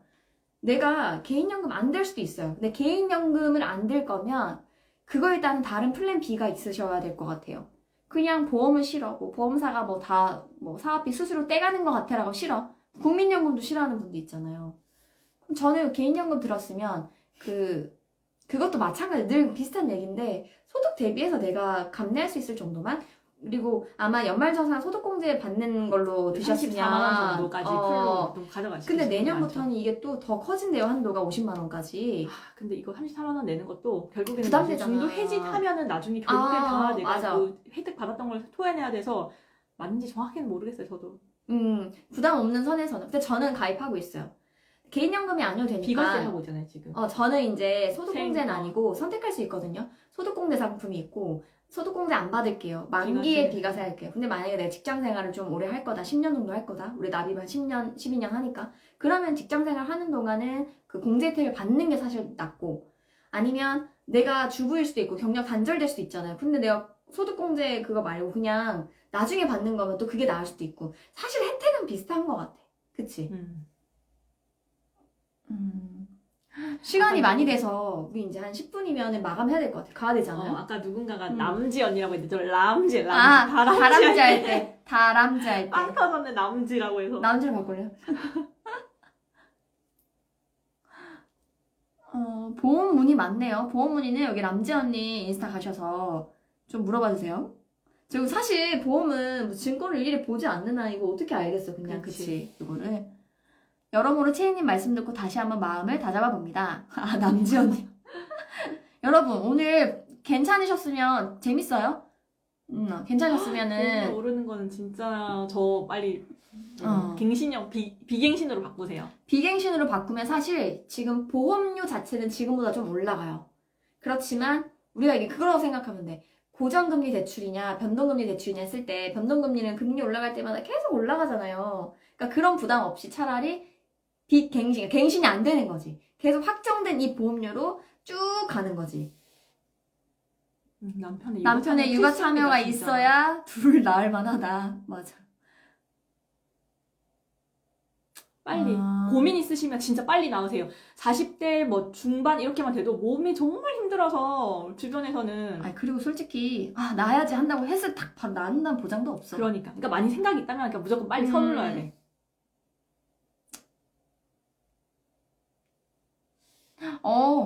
채인님 알고서 계속 소비 습관에 중점을 두었어요. 매달 나가는 대출금을 조기 상환하려고 노력해서 6년 동안 7천 정도 상환하고 이제 3천도 곧 만기되는 적금으로 상환해서 월생활비 늘려보려고요. 정말 멘토가 중요하다는 생각이 드는 게 감사해요. 이렇게 생각해 주셔서. 진짜 너무 좋은 일을 하는 것 같아요. 진짜. 대출 부담도 대출만 줄어도 숨통이 트이고 여러분 고정지출 있잖아요. 매달 들어가는 나는 가계부 코칭하면 왜 이렇게 렌트를 많이 해?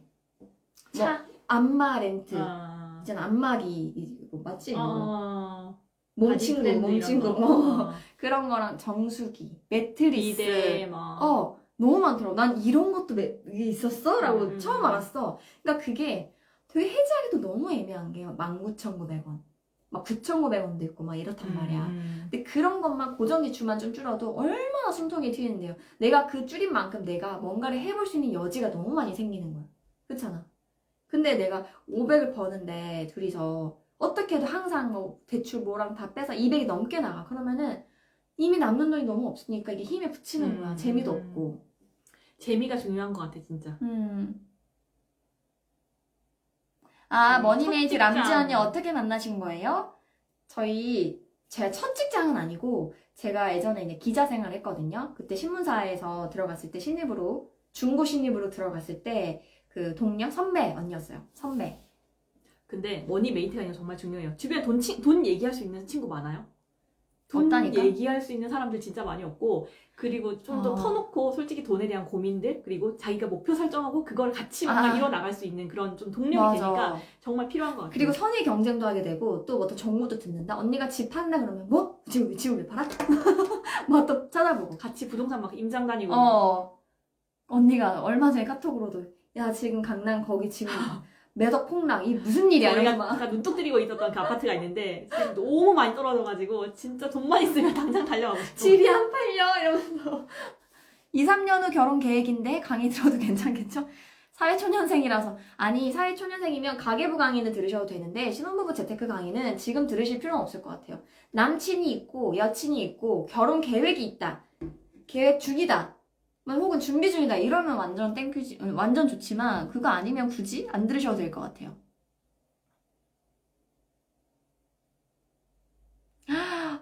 전 남친이랑 재테크 관점이 달라서 어떻게 바꿔가야 할지가 항상 고민이었는데 작가님이 내 패를 먼저 까라고 어떤 영상에서 말씀하셔서 제가 먼저 다 까고 뭔가 이게 전문 용어가 나오네. 앞으로 목표에 대해 말해줬어요. 그 후로 몇 개월간 계속 주입식 교육처럼 줄줄이 말했어요. 남친일 때부터 잡아야 돼 진짜 이거는. 남- 경험에서 아니, 나오는 거야. 남자분도 보실 수도 있잖아요. 내년에 결혼하는데 전부 공개하고 합치기로 했어요. 남자분도 만약 그러니까. 여친이 좀 돈에 대한 그 관념이 없다. 그러면 그거를 계속 약간 가스라이팅을 할 필요가 있는 것 같아요. 아니 결혼할 생각이 없다. 나는 경제관념이 없는 사람이랑은 그런 생각이 없다. 나는 자기랑 연애만 하고 끝낼 게 아니라 정말 내 인생을 맡기고 함께 무언가를 목표를 이뤄가면서 살고 싶기 때문에 그리고 우리가 뭔가 아이 부모가 됐을 때도 정말 아이에게 그런 본보기가 되는 부모가 되고 싶기 때문에 자기도 이런 부분에서 좀 동참을 해주면 좋겠다. 그리고 나 실제로 가계부 이렇게 쓰고 있고 같이 강의도 들었다고 하네요.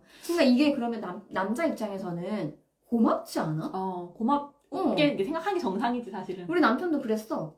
맡기라고 저는 한 적 없어요, 남편한테. 왜 맡겼어? 그랬더니 제가 너무 열심히 이걸 하는 거예요. 그러니까 가장 가까운 사람은 다 보고 가까운 사람한테 인정을 받으면 그것만큼 보람되는 거 없는 것 같아. 그리고 이 결과가 눈에 보이잖아요. 결혼한 지 뭐 이제 5년 정도 돼서 사실 이제 저희도 목표가 원래 10인텐이었잖아요, 둘 다. 근데 목표를 5년이나 단축해서 5년 만에 10억을 모았단 말이에요. 그러니까 그런 거 자체가 그 일반 남편이 생각하기에 상식적으로 이게 맞지가 않는데 그래도 돈 관리를 열심히 하고 이렇게 열심히 가계부 쓰고 장부 정리하고 이렇게 한 덕분이라고 이제 생각을 하니까 그 이후로부터는 자기도 더 이렇게 열심히 하게 되는 거고 협조를 잘 하게 되는 거죠. 아니 우리 마지막으로 언니 가야 되니까 그 얘기해보자. 그러면은 돈을 지금 한 결혼 7년 정도 됐지?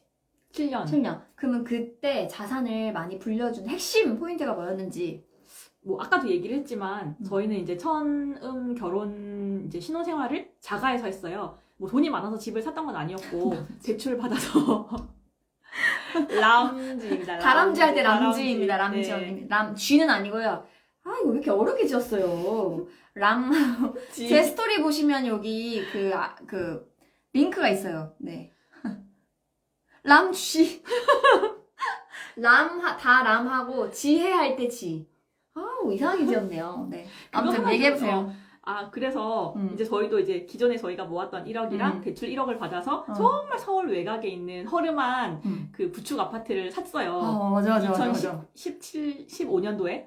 근데 그 2016년도부터 그 아파트 가격이 계속 하더니 그 막 상승기에 이제 오르기 시작한 거예요.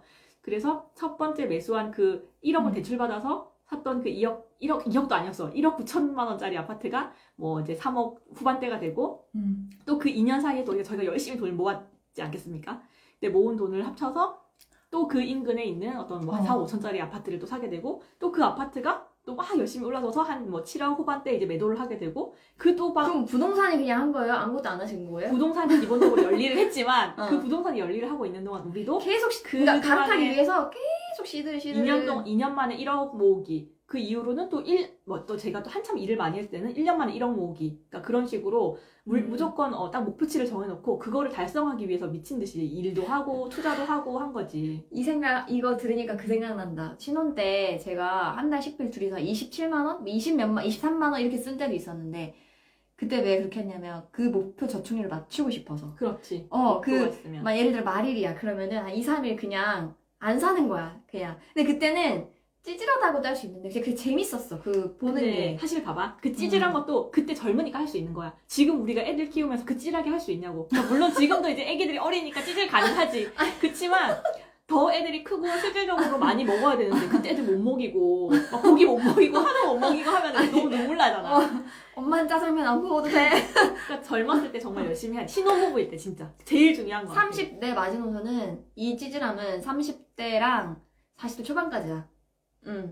그 이후부터는 하기 싫어. 아니 왜 그렇게 살아야 돼라는 생각을 가져야 돼. 왜 내가 더 지금보다 더 좋은 환경 대우받으면서 내가 살 수 없어?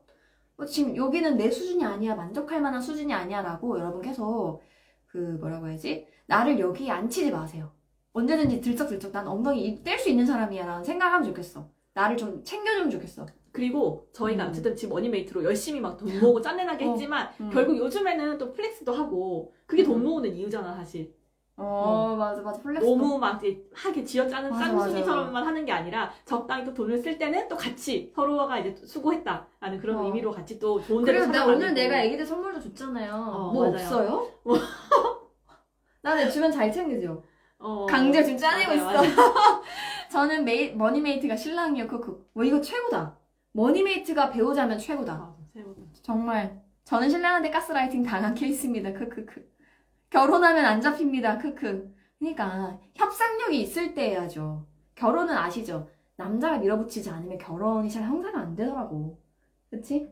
그때 이미 하고 나서 그러니까 난 사실 내 그 재테크 신혼부부 재테크 강의를 결혼 준비하거나 딱 1년 차 때 지금 못 모를 때 들으면 제일 좋다고 생각해. 서로 어버버버 할 때 이렇게 해야 된대. 그래서 같이 하면 제일 좋지. 나 남편 결혼하기 전에 우리 연애할 때 연애할 때 나 부동산 그 경매 강의 그 무슨 뭐 어디 속대 막 같이 들으러 가는 그런 기억도 있다. 여기 순간 그 얘기를 듣고 시어머니가 걔를 잡아라 그렇게 얘기했대. 뭐라고? 아 내가 속대까지 남편이랑 연애할 때 경매 강의를 들으러 속대 있는 데를 같이 데려간 적이 있어. 부동산 경매. 그 얘기를 남편이 시어머니한테 했는데 그 시어머니가 그 얘기를 듣고 걔를 잡으라고. 오, 이거 좋다. 결혼했는데 남자가 뜨뜨미지근한 거야. 그래서 이런 걸 좀 어필까지는 아니지만 이렇게 흘려주면 좋겠네. 남지에서 남쥐에서 남지. 맞아요. 찌질한 건 40대 초까지만. 좋은 말씀은 감사해요. 자극받고 가요. 자, 45세인데 너무 늦었나요? 뭐가 늦는 게 어딨어요. 더 오래 살면 돼요. 더 오래 살면 되잖아요. 그죠? 100세까지인데 110세까지 살아도 되는 거고. 여러분, 오늘 우리 오래 했지? 1시간 반 했어. 왜 이렇게 맨날 이렇게 오래 하지? 투머치 토크라서. 아, 저 준비하는 애 라방 너무 재밌어서 끌 수가 없어요. 재밌었어요? 나만? 아니, 근데 재밌다면서 맨날 내가 녹화본 한 번씩 올리면은 댓글 별로 없어. 그럼 약간 마상. 알지? 댓글 좀 좀 재미없었나? 캡처를 해서 좀 올려주세요. 그래야, 해시태그 왜냐면 하고. 라이브를 또 많이 참여해야 내가 또 신나가지고 막 그냥 하거든요. 아니 여기 스튜디오를 꾸며서 이제 좀 여기 이제 좀 편안하게 남 눈치 안 보고 그니까. 시간 제약 없이 너무 좋아. 좀할수 저희 집인데 있어서. 방 하나를 좀 이렇게 꾸몄거든요. 여러분 봐봐요. 이렇게 꾸몄어요. 따다다다다. 여기 액자도 있고 이런 거 보여줘야 돼. 허세샷. 이렇게 꾸몄는데 여기 진짜 이게 너무 귀여운 거 있죠? 보여요? 이거 꼭 보여주고 싶은데 언니 발이 나오네요. 미안해요. 아 저희가 어쨌든 또 집이 또 굉장히 가까워요. 음. 그래서 이제 좀 자주 놀러 오라고. 네. 여러분 일단 오늘은 여기까지 하고요. 네. 가스라이팅 중이래. 이거 너무 좋은 가스라이팅 아니야? 당하는 사람이 행복해지는 가스라이팅입니다. 그죠? 여러분 오늘도 참여해주셔서 감사드리고요. 너무 늦게 시작해서 죄송해요. 제가 항상 번개로 열었더니 좀 참여를 좀 높이고 싶어서 예약을 좀 미리 알림 설정 받으라고 한 건데 다음에 또 해볼게요. 여러분 캡처한 거 인스타 올려도 돼요. 나 좀 DM 좀 보내주세요. 그리고 여러분 마지막으로 저 이거 하나 물어볼게요. 우리 그 평일 낮에 라방하면 어떤 시간대가 좀 좋아요? 저녁에는 보통 한 10시 정도에 제가 했거든요. 10시는 일단 있고 낮에 좀 오후나 낮 부분에 좀 한다. 그러면 좀 시간을 남겨주세요. 처음부터 끝까지 다 봤어요? 순아짱님. 책 드리는. 그러니까 끝까지 다 봐야 나중에 드릴까? 책 받으실 분은 꼭 이제 DM 보내주세요. DM 주세요. 점심 이후요? 2시? 점심 이후가 몇 시예요? 한 2시? 12시 이후? 직장이라서 10시. 밤 10시는 어쨌든 이제 하나 있는 건데 2시? 11시? 너무 여러 개. 12시. 직장인분들도 들으시려면 12시가 그럴 수도 있겠다. 그치? 밥 먹으면서 2시? 눈 1-2시? 오니까. 이거 의미가 없어. 의미가 없어. 눈 알겠습니다, 오니까 여러분. 퇴근길 조심하세요. 진짜 너무 추워요. 아니 아는 언니 이번에 넘어져서 지금 수술했잖아. 맞아, 지금. 여러분 진짜 몸살이야 돼요. 저희 30대 후반 40대 넘어가잖아요. 언니들 몸살이에요. 진짜 한번 이거 미끄덩 하면은 이제 뼈가 붙지도 않고 힘드니까. 알겠습니다. 반갑습니다. 책 3명 했어요. 3명. 근데 그 책이 지금 없네요. 제가 요거 부동산 투자 인력 쓰는 거거든요. 매일 뭐라 그러지? 잘 되어 있더라고요. 요거 다음에 드릴게요. 보내드릴게요. 감사합니다, 여러분. 남자언니 구독이래. 팔로우 해주세요. 다음에 또 봐요. 종료.